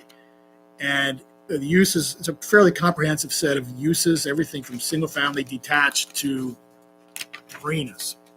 And the chart is a reference point, so anybody can look to their particular zoning category of interest or zoning district of interest and see what uses are permitted. Some uses are permitted by right, meaning there are no further conditions to be met. The use is presumed to be a valid, acceptable use within the zone. Without question, all you have to do is obtain site plan approval, and those are shown as P. So all the P uses are permitted by right. The C uses are permitted, but they're conditional. The applicant would have to meet certain conditions. They'd have to persuade either the planning commission, in most cases, or the zoning administrator in other cases, that the conditions in the code have been met.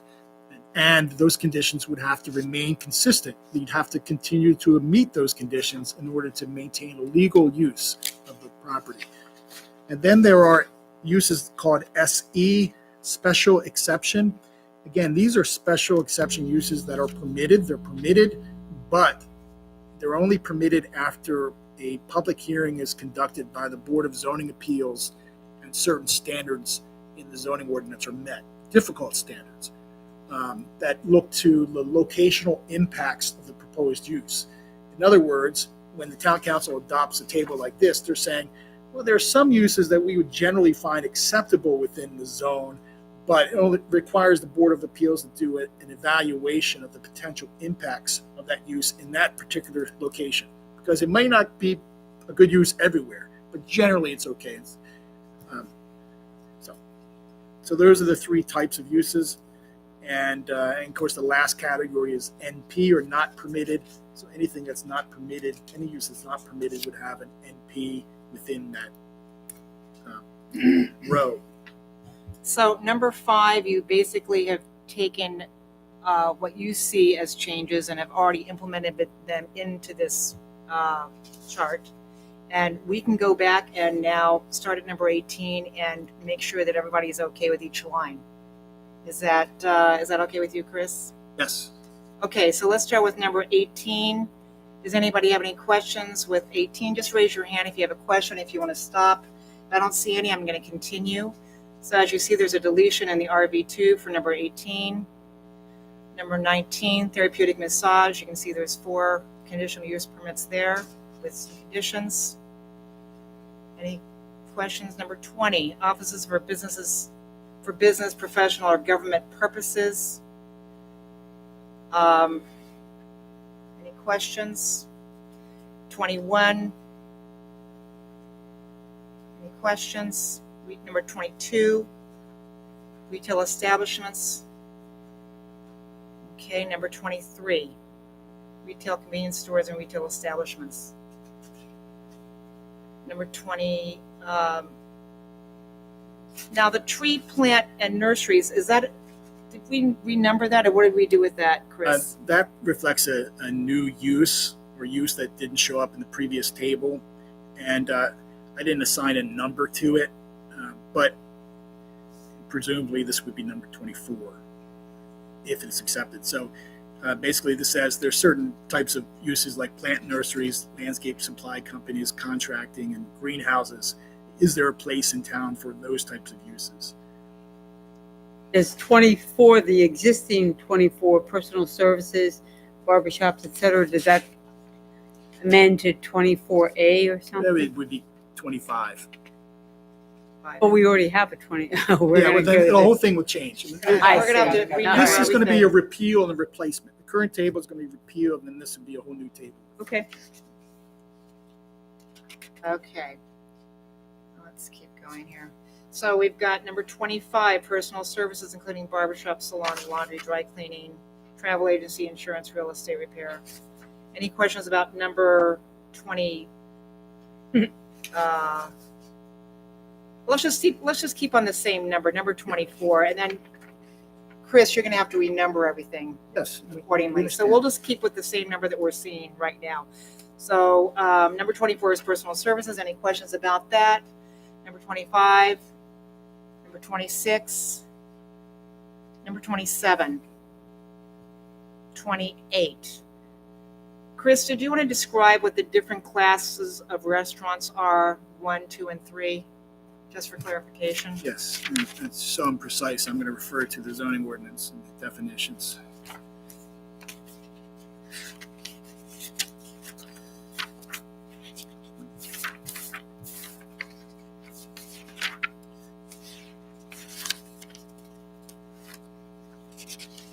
Oops.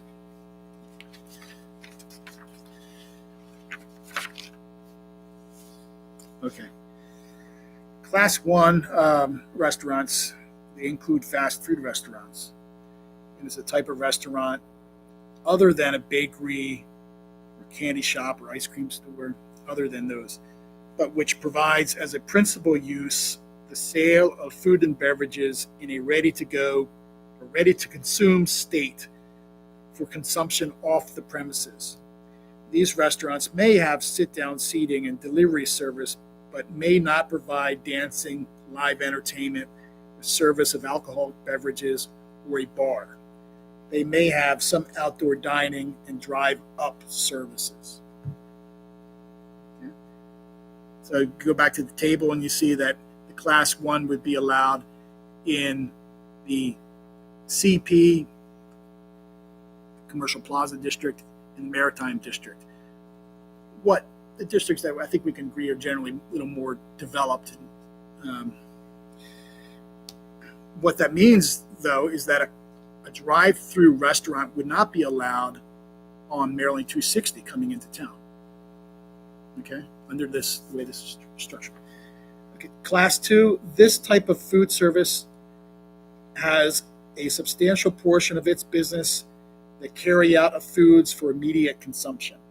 These types of restaurants may not have bars, dancing, live entertainment, or drive-in, drive-through services. They may not cannot be a drive-through, cannot have a drive-through window. The service of alcoholic beverages shall be beer and wine only, served on the premises with meals or sold prepackaged for off-premises consumption. The establishment does not provide more than 10 seats. Food items prepared for consumption generally are not prepackaged, but are made to specific order. A limited number of prepackaged items may be sold. Food service, they may be considered food service marts or markets, whose principal purpose is the sale of food items for home consumption, either prepared on the premises or prepackaged. These types of restaurants may not have bars, dancing, live entertainment, or drive-in windows.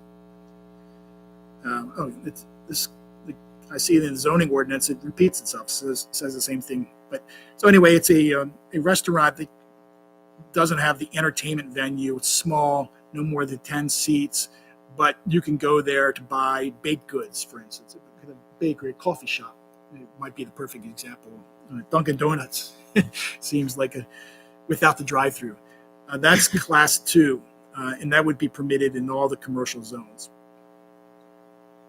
Class 3, this is a restaurant whose principal business is the sale of food or beverages to the customer in a ready-to-consume state. Carry-out goods may constitute no more than 10% of the business. This type of restaurant may include a bar, dancing, and live entertainment as regulated within the specific zoning districts. These restaurants do not have drive-up, drive-through services. Catering or delivery is permitted as an accessory use.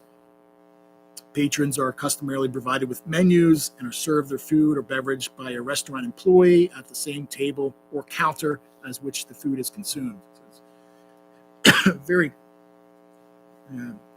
specific definition. And these types of restaurants are allowed in all the commercial zones.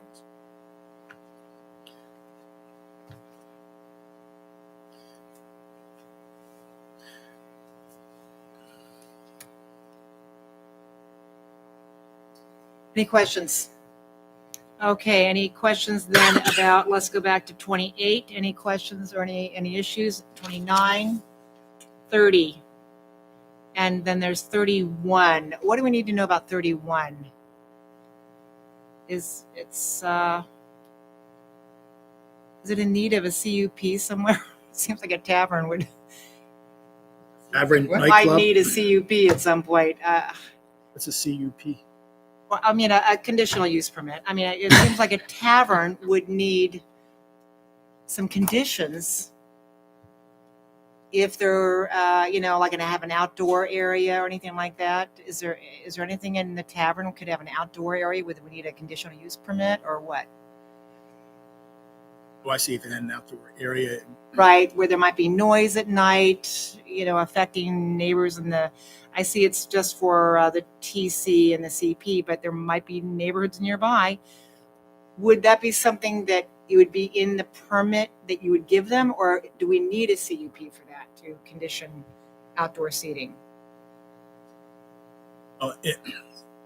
This would be a use that would require a planning commission site plan review.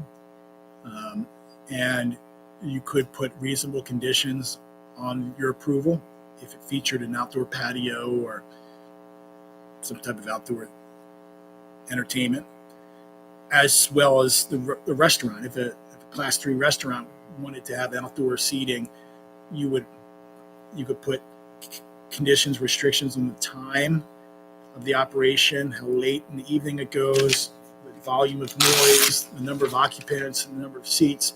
Any condition that's reasonably related to the impacts that are being caused and are presented as evidence at the meeting, you could place conditions on. So it's hard actually to craft those conditions in advance of an actual. That's why the planning commission has discretion to deal with off-site impacts like that. So I don't know what the condition would be now off the top of my head. Right. We don't have those in the code. But would you recommend that we look at a conditional use permit for 30 and 31 in the NCTC, CP, and MCs? Would that be something reasonable? It seems like it to me. Can you say that again? So in other words, Thank you. Okay, the tavern, number 31 tavern would only need a conditional use permit in the TC, the CP, and the MC, because that's where it's got permit right now. So you would change that to a C. And the restaurant class 3 would also, but in the NC, TC, CP, and MC would be then C, because you'd want to, I think on the class 3 and the tavern, we want to be able to look at those site permits. We want to be able to look at possible outdoor seating and other Operation. You hours would. of operation and all that. You would, but you don't need to have it a C for that. So you'd bring it to us even if it's just a P. You would still bring Yeah, it it's a to us, commercial use. and we would not have to have a condition on that if if they were going to comply within a certain amount of hours of use and that kind of thing. The site plan would come to you, and the applicant would make their case for your approval. You would say, well, what about this outdoor seating? It's going to make noise. And you would say, I would insist that the noise be extinguished by 10 p.m. or any music be acoustic only. Okay. That's in practice how it happens. Okay. No one's entitled to a use that has spillover effects Okay. that Gotcha, are gotcha. Okay. negative and adverse. And the whole planning commission's job is to manage those. Perfect. Okay. I'm great with that then. Any other questions about number 30 or 31? I'm good So, so with in the it. case of Baya, they got to inherit the previous planning commission approvals. Yeah, yeah. They didn't have to come to us. They've got outdoor seating and those things. So they inherited those previous approvals. Yes, they did. So site plans are necessary for all commercial. Almost all commercial uses. Okay. If it's switching one commercial use out of the other that's not at all intense, then it can continue. But the zoning administrator can still bring those to the planning commission at his discretion. But as a matter of course, if it's a new building or a new restaurant, intensification of any way, introducing new programmatic stuff to it, yeah, it comes back for planning commission review, site plan review. So we would see it. And so that's why we don't need to be finite about the conditional, because we would see it because it's commercial and there's going to be a site plan review. And because it's hard to structure the conditions now in the absence of seeing something. We could come up with some conditions and the applicant could readily get around those conditions and still have impact. So the site plan process is an opportunity for everyone in the community too, because they get notified, they come to the meeting and say, well, no, I don't want a dumpster next to me, right? So as in the case of Baya, they only came before us because they wanted to make an alteration to, they already were approved for their establishment, but because they wanted to move the dumpster, then they had to come before the site, before the planning and zoning. a change that was material, a change that is immaterial, a small, modest change to the way the site's being used can be approved by the zoning administrator as a minor change under the code. But I judged that this had potential to have adverse impacts to neighbors. That's why I thought it was good to. So you make that determination if it's a material or immaterial revision. Okay, I see. Thank you. Number 32. As I understand it, Baya has come in with another proposal to move their dumpster. But Proposed to move it 10 feet from its current location and to line it with a fence. And I reviewed it and I approved it with the condition that they plant additional trees and some critical area mitigation because they have to put added concrete surface over it. So their impact is totally internalized. It's consistent with the current plan. It's not a material change. It's something that is readily approved. And thank you, by the way, as Planning Commission for addressing that issue in the way you did, because you played an important part in managing kind of the spillover effects of development in residential areas. Okay, number 32, bed and breakfast establishments. Anything that we need to know about that as far as needing to change any of these? It seems like we do need the conditions. We have the conditions in place. Is there anything we need to change about the conditions, Chris, that you know of? I didn't see anything that. Sorry, what I'm number are you sorry, on? I'm number 32, bed and breakfast establishments. Oh, no, I wouldn't say at all. They've been very effective. We've administered that. And we've only had 2 actual bed and breakfast. And these conditions have been central to how we've prevented tourist homes, we call it short-term rentals. And we basically said, just come into compliance with our bed and breakfast standards. And no one wants to do that. 2 people have. So we haven't had any parking issues. We haven't had any kind of thing that's come up about those. Okay, perfect. Any concerns about 32? Should we just go ahead and keep going? Okay, number 34, motel, hotel. Anything that we need to know about the conditions for the motel, hotel? I don't have any concerns about them, but if the commission wants me to review them with you, I can. Anybody have any concerns about them? It seems like we've not had any problems. Okay, tourist home, of course, we've now put Excuse me. NP. Yes. I'm sorry, Yes. Chairman. Yes. So what you're saying on a bed and breakfast, where am I? Motel, Number thir- hotel a motel. conditions, you would then review them at the time. We don't have to have a set list of commissions because we don't know what's coming down the pike, right? So does that apply the same way that, With the hotel motel, Yeah. at some point in the town's history, they judged those particular uses to potentially have such an impact that they created 10 standards that would apply to all Oh, hotels and motels. In addition to the site plan review process, wow, they deal with circulation on the site, the screening of mechanical equipment on the top of the roof, the design of fences and retaining walls. Chris, does that apply also to the parking facility? Because if they, I assume that's all, the entire part of the hotel motel, right? Including the parking facilities? It's whatever.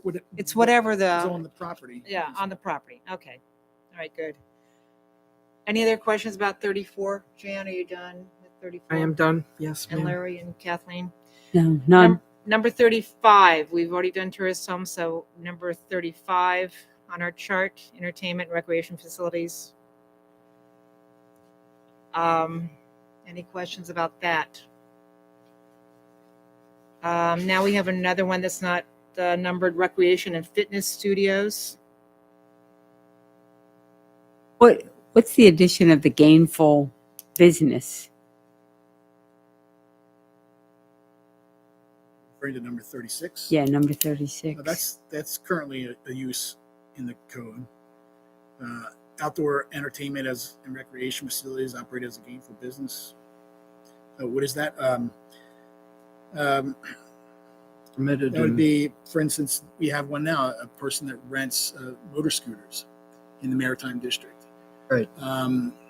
It could be a tennis club, that's operated as a business. People come to play tennis. Swimming pool, I guess. An outdoor swimming pool might qualify as that. If we're operating as a business.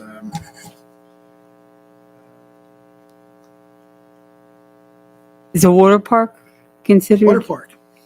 A private water park. That's Okay. right. The most obvious one. Okay, let's move to recreational camps and cottages for overnight accommodations.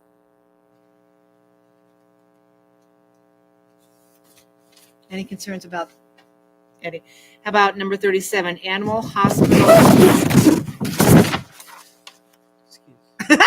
veterinarian clinic?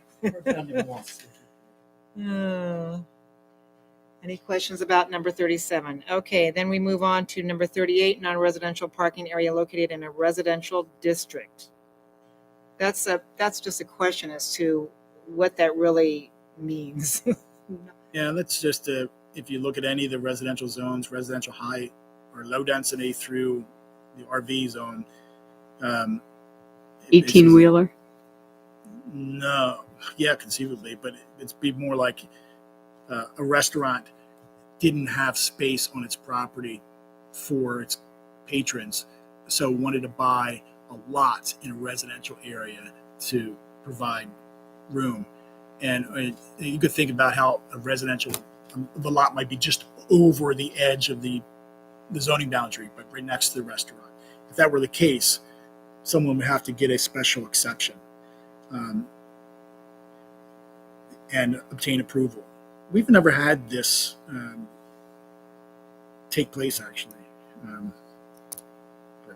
Because we don't have any parking in Chesapeake.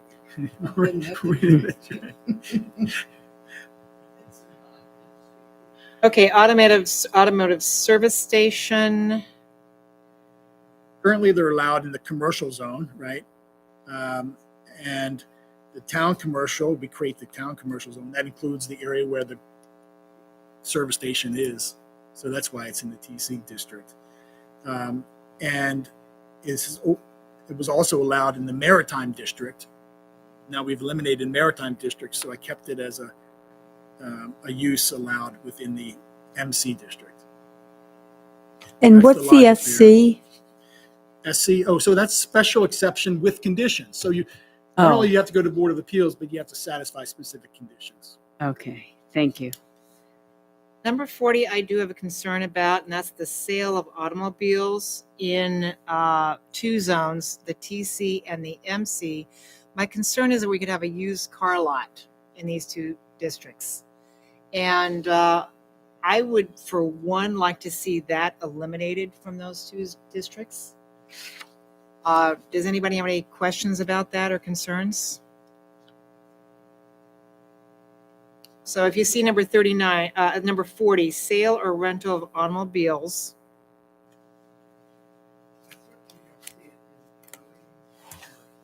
Maritime commercial. All.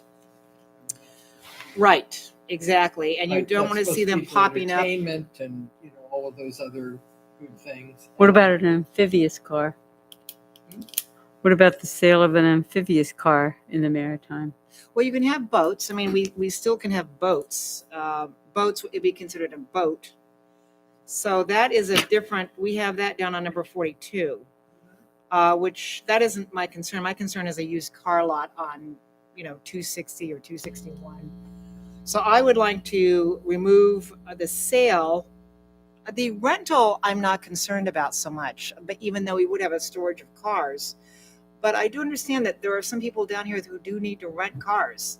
So could we put another condition? Let's see, I don't even know what the conditions are. Yeah, but most companies that rent cars sell them when they Yes, at a get- different location. You can so they have request. to, that so the- you're saying they would have to have a different location? if Right, they they're would have. gonna- Yeah, they usually go to a central location to sell their rental car. They usually don't sell them at the same place they rent them.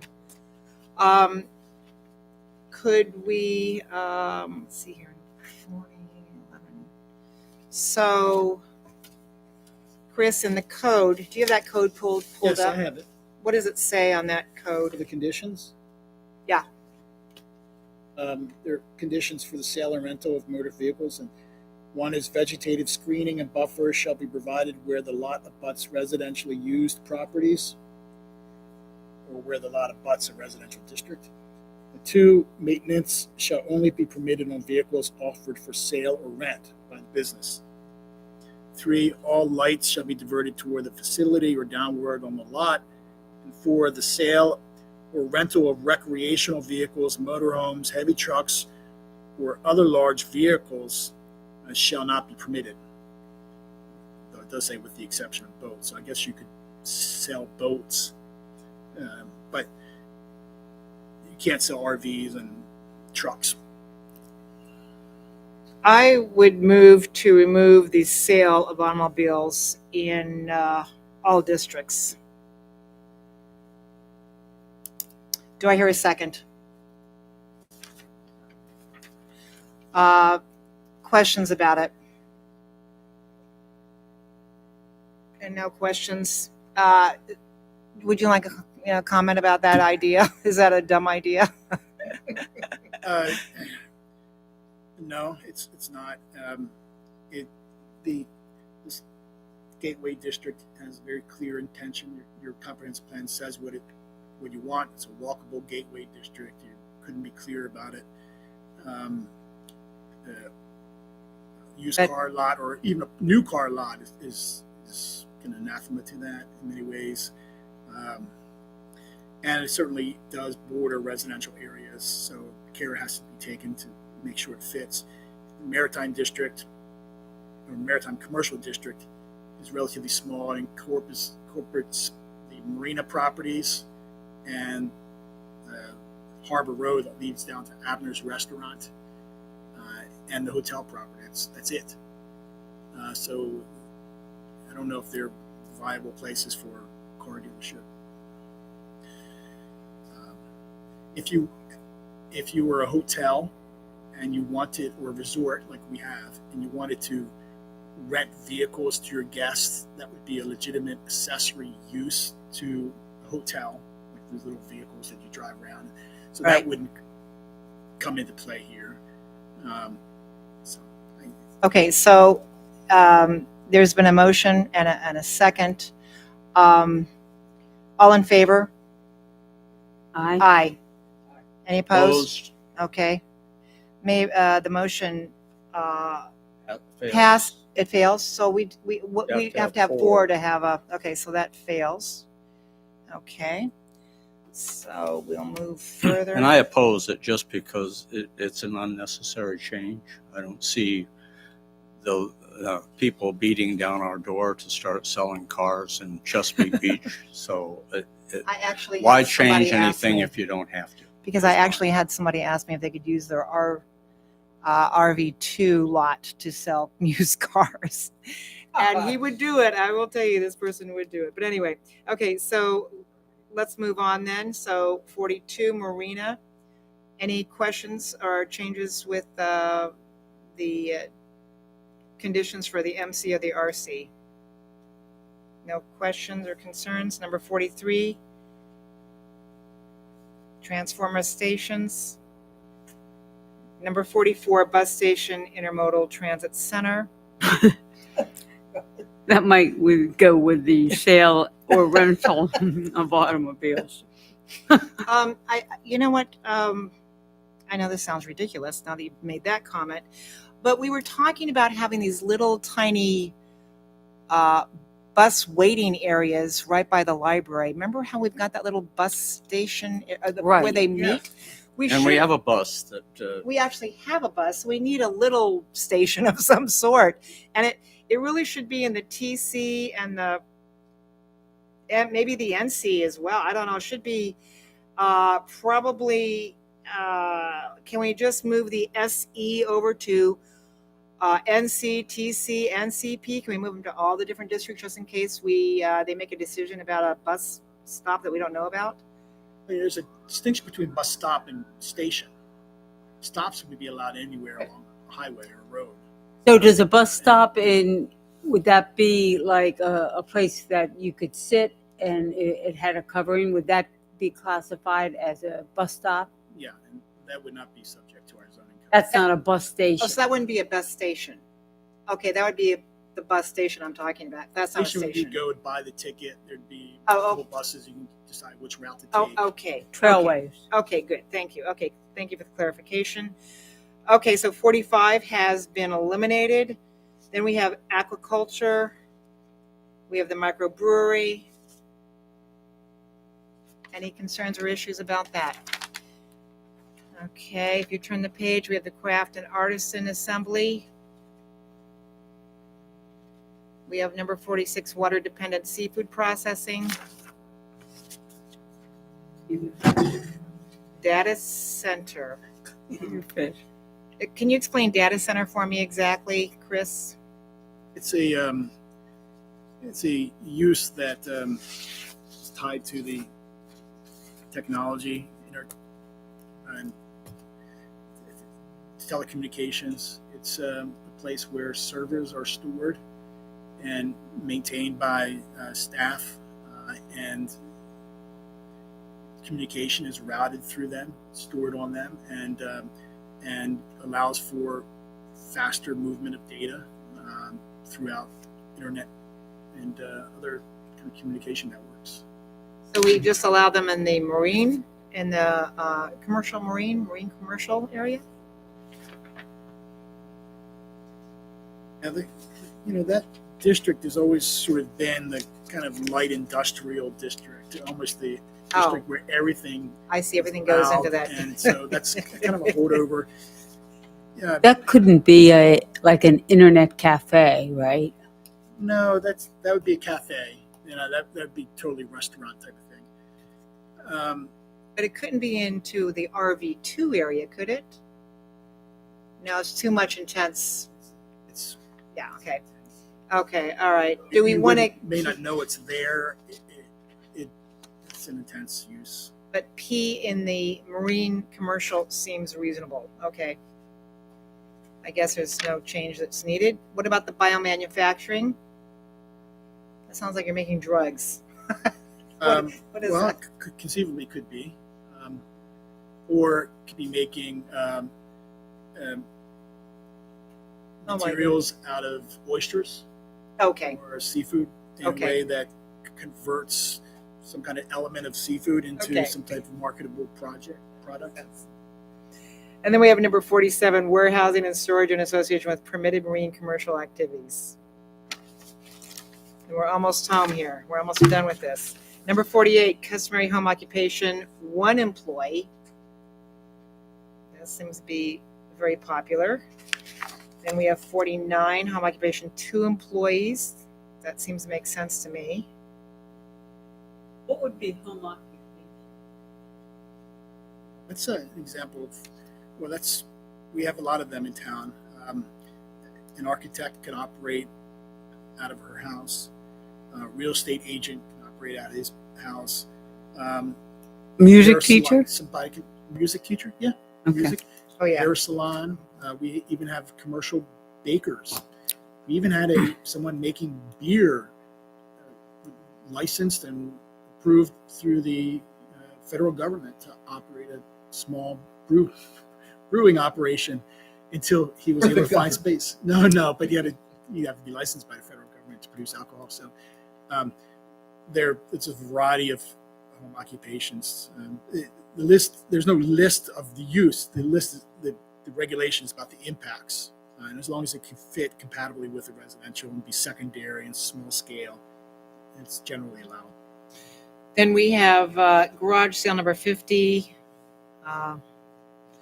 number 51, carnival, 52, temporary building incidental to construction, and 53, dwelling for resident watchmen.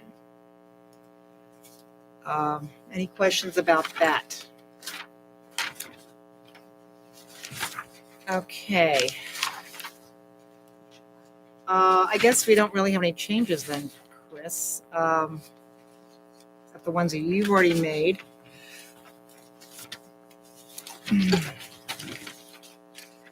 So what we need is, what we need then is to repeal and replace. Is that correct for number 5? Or for finishing off this?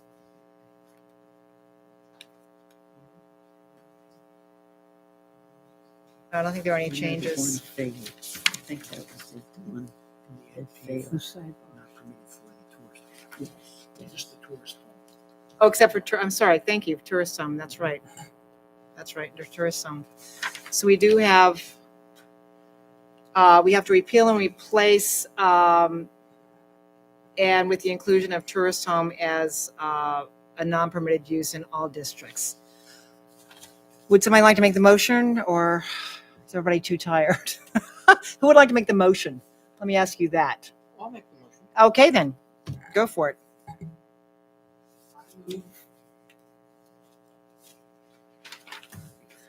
I'm sorry, lost my train of thought. Didn't we already include tourist home definition? Verbally, It was- yes, we You did. approved it by motion. We did approve it by motion, but you want us to improve the entire, No, I just wanted to make it clear that oh, okay, that change is going to be reflected on this table. right, okay, all right. Okay. So Then I withdraw my almost. go ahead, Jan, go ahead. Back in. So we need to now approve all the changes that we've talked about. Yes. Okay, so I move that the amended table for planning commission review, we've reviewed it, and that any changes be substituted or included as approved by the council. I Second. second, okay, Is that- Kathleen seconds. Any questions? All in favor? Aye. Any opposed? No. So the Right. motion passes. It's 9:30. If we would like to adjourn, we can do so now, or we can continue. What would you like to do, everybody? Oh, bright eyed and bushy She's tailed. still bright. Kathleen? Bright. Okay. Larry? Bright? He's not talking. Okay. Let's go to Amendment 1. Amendment, are you ready with this, Sharon? Are you okay? Okay, Amendment 1, which is your Amendment 2, amend Section 290-19 to remove the method for measuring building height for, and then, of course, that's for the multifamily, which you've done on, if you look on the next page on B, he's eliminated all of that. So that pretty much reflects all of that. And the definition needs to go in here because in order for A to make sense, the church spires and chimneys, we need to have the height definition actually Right. inserted in here as well. Right, Chris? The definition is already in the book, and so this change can be independent of the definition, unless you're suggesting a definition, a new definition would somehow reduce how tall a church spire could go, or No, do you have the definition then? That's already been approved and you're already, we're already good with the definition? Well, I have the definition of the current zoning ordinance, and I have, I think, a definition that you handed out tonight, or Okay, Sharon so the one that I provided. handed out tonight is on the second page of my handout, which is basically probably the same one that you have. But what I'd like to do is make a motion. I move to amend 290-43, Town of Chesapeake Building Code, Article 11, definitions. All references in Chapter 290 of the Building Code to building height and the measurement thereof. Actually, this is the building measurement. Can I put that in here as well, or should I just put the building height in here? Probably just the building height. I'm just catching up. So the proposal here is to amend 290-43, and that's a section that deals with definitions. That's And right. you would amend the definition of building height. That would also be the measurement, the way to measure, right? So this would also pertain to the definition. So the height of any building shall be the vertical distance of the highest point of the structure to the average natural grade level prior to construction or any site improvements.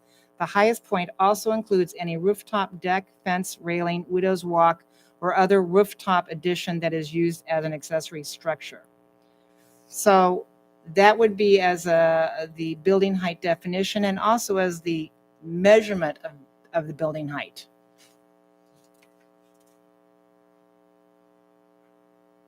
Which would be 290-43.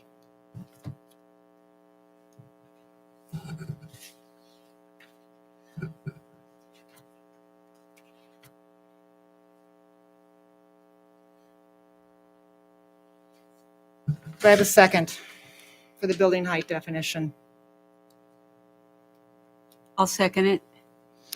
Okay, so for discussion, we've been through this, it's in the comprehensive plan, and basically what we need to do is remove what they have as the current code, which is allows you to have the living area above the garage. So if you do that, then it takes the building height as high as 50 feet. If you want to have an 8-foot to 10-foot high garage, you could probably go as high as 50 feet on a structure. It takes that definition away and puts this one in its place. Any Cindy, questions? yeah, I have a question. Yes. I see these things as two distinct. The definition itself would remove the current definition of building height and place this definition. Just so Yes. happens that the way the word building height is defined is through a description of its measurement, the how you go about Okay, measuring. right. So 290-19L, where it talks about multifamily and being above the first Right, floor, right. that's something else. And your That's something proposal is to different. eliminate That's- that entirely. Right. So that's gone. So Right. there's no more building above your, getting to, there's no more possibility of measuring height from the top of the garage, Right. then going up. That's gone. So the only thing we're left with is the basic definition of building height. Okay, This was a sort of a special kind of special thing that's gone now. So now we're just focused squarely on the building height, which is in the definition. Right. Okay. And you're proposing a different way of measuring it from the current standard. right. And do the members know what the current standard, current definition is, and how building height is measured now in town? From the living space? Generally. Yeah. Well, let me just describe it. It's measured from the finished lot grade. Okay, when you're developing a lot, you establish where the lot's going to be after you put the sidewalk in and the landscaping and the porch and all that.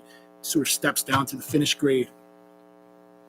To the highest point for a flat roof building. So if it's a flat roof building, the highest point is right at the coping, the gutter. Under our code, it'd be 35 feet. Okay. Would that include railings if it was a flat roof? No. This definition doesn't say anything about railings or anything on top.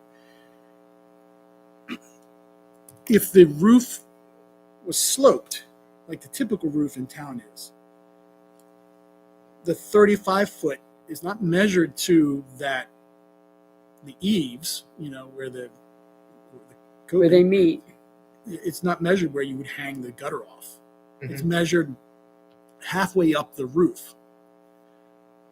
So that if you had an A-frame roof, you'd measure 35 foot to the midpoint between where the eave is, where the gutter hangs off, and the top of the ridge. So Halfway in between there. and that would be 35 feet.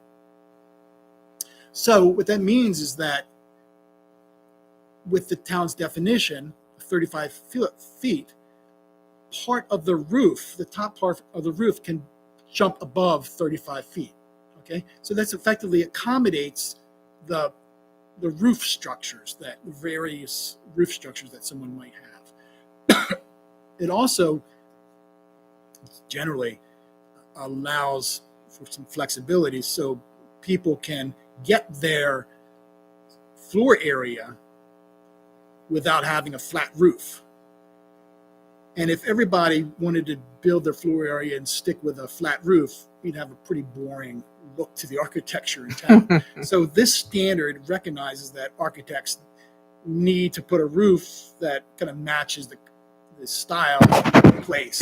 And so it allows and not only that, often the peak of a roof is set back beyond the front of the house itself. It's set back. So in any case, with this standard, and this is a very typical definition, a small part of any roof could bump above 35 feet because you're measuring to the midpoint between the eaves and the peak. Right. My neighbor has a arched roof. So the midpoint is 35 feet, but each one of the front and the back, the wings are above 35 feet. No. Modern.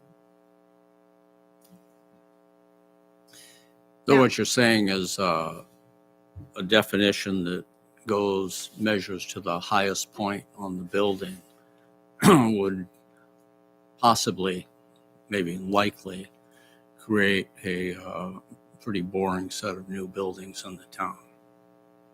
My concerns would be that a builder could respond to that by doing a flat roof. Now, they do what they can get away with. Right. That's like that. The city's definition does sort of facilitate that. In other words, I'm going to get 3 stories in, flat roof. And then you get a kind of mundane architecture. examples in North Beach, and they've been referred to as a pancake house because it's like one layer on top of the other, just undifferentiated, no roof. Something I'm certain. That's why I was going to add the Commission will- 2.5 stories. Now, would that be in this particular definition or a separate motion? Well, I I was going think to have a separate motion for that. it's customary for when the stories are incorporated into measuring building height, that is be part of the definition. So it's not unusual, for instance, in Maryland to see building heights defined as 35 feet or up to 2.5 stories, or no greater than 2.5 stories. So if that would be part of a definition, it wouldn't be a separate. Okay, so then can I rescind my motion or I can amend my motion? Let me just amend my motion. Can I just go ahead and amend my motion? Would the person who seconded my motion, would you allow me to amend my motion? I will. Okay, I'm going to amend the motion to include the height of any structure shall not exceed, let me say that again. The height of any structure shall not exceed 35 feet and 2.5 stories. Do I have a second? So that will include the first part and then the addition of the height of any structure shall not exceed 35 feet and 2.5 stories. And that is on the Second that. bottom of that.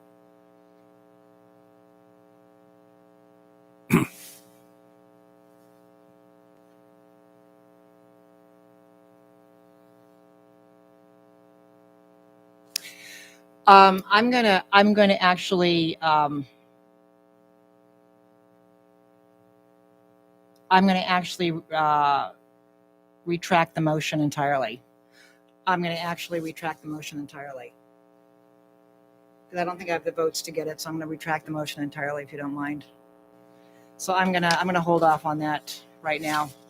I would like that on the agenda for next month.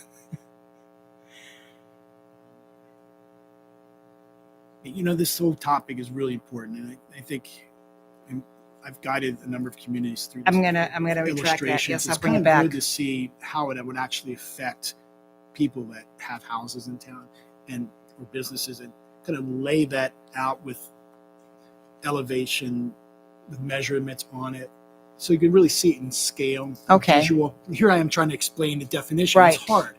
Yes, Yes. So I think there's some wisdom in that. And Yes, holding- let's holding Pat for a minute. refrain from finishing that motion up. We've got to work on that a little bit. So let me, I'm sorry about that.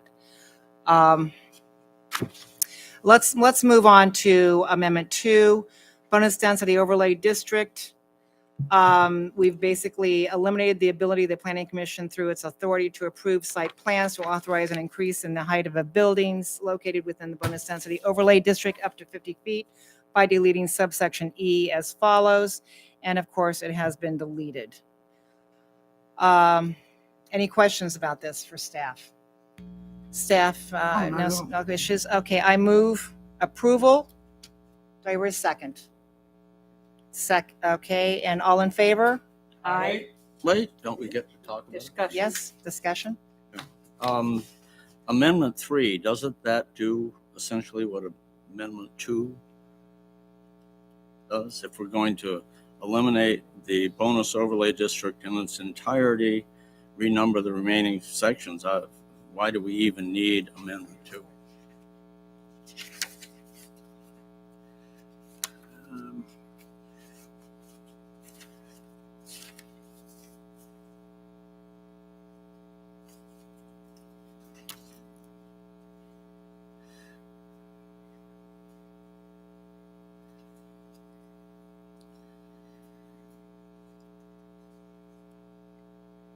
Gary's right. Oh, so Right. We had 3 times, and I've removed it. Now we have 2 times. It's still redundant. Well, we still have to remove, we need 3, not 2. No, we just need to say it once. we just need to say it once. is Oh, what I'm right. sorry. We just need to say it once. Yeah, so And not Amendment 3 twice, so- says that we eliminate it.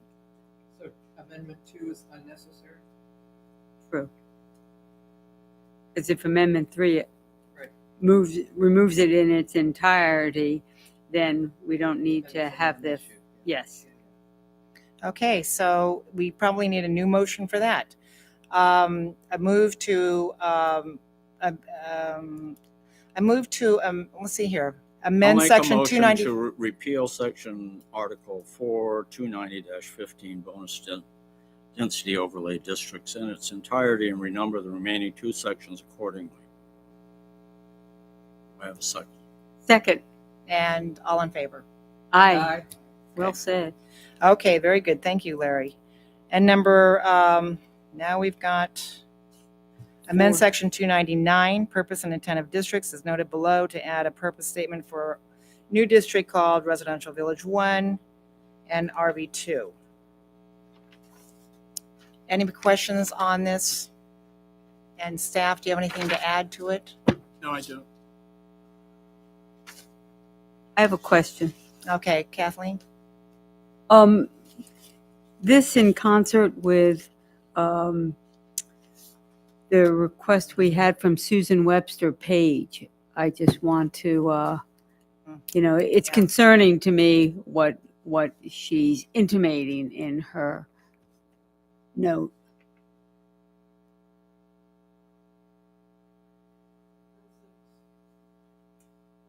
Definition where you're saying compatible in use, scale, impact of residential use.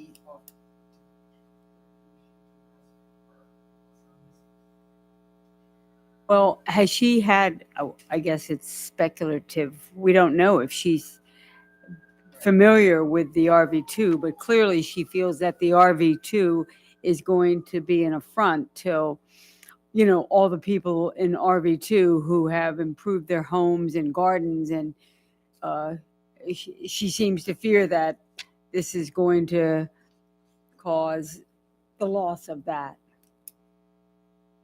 Make a suggestion that might address that concern and still keep the intent the same. Because we're really talking about the purpose statement here. So where it says, and to encourage and facilitate redevelopment and infill, why not say,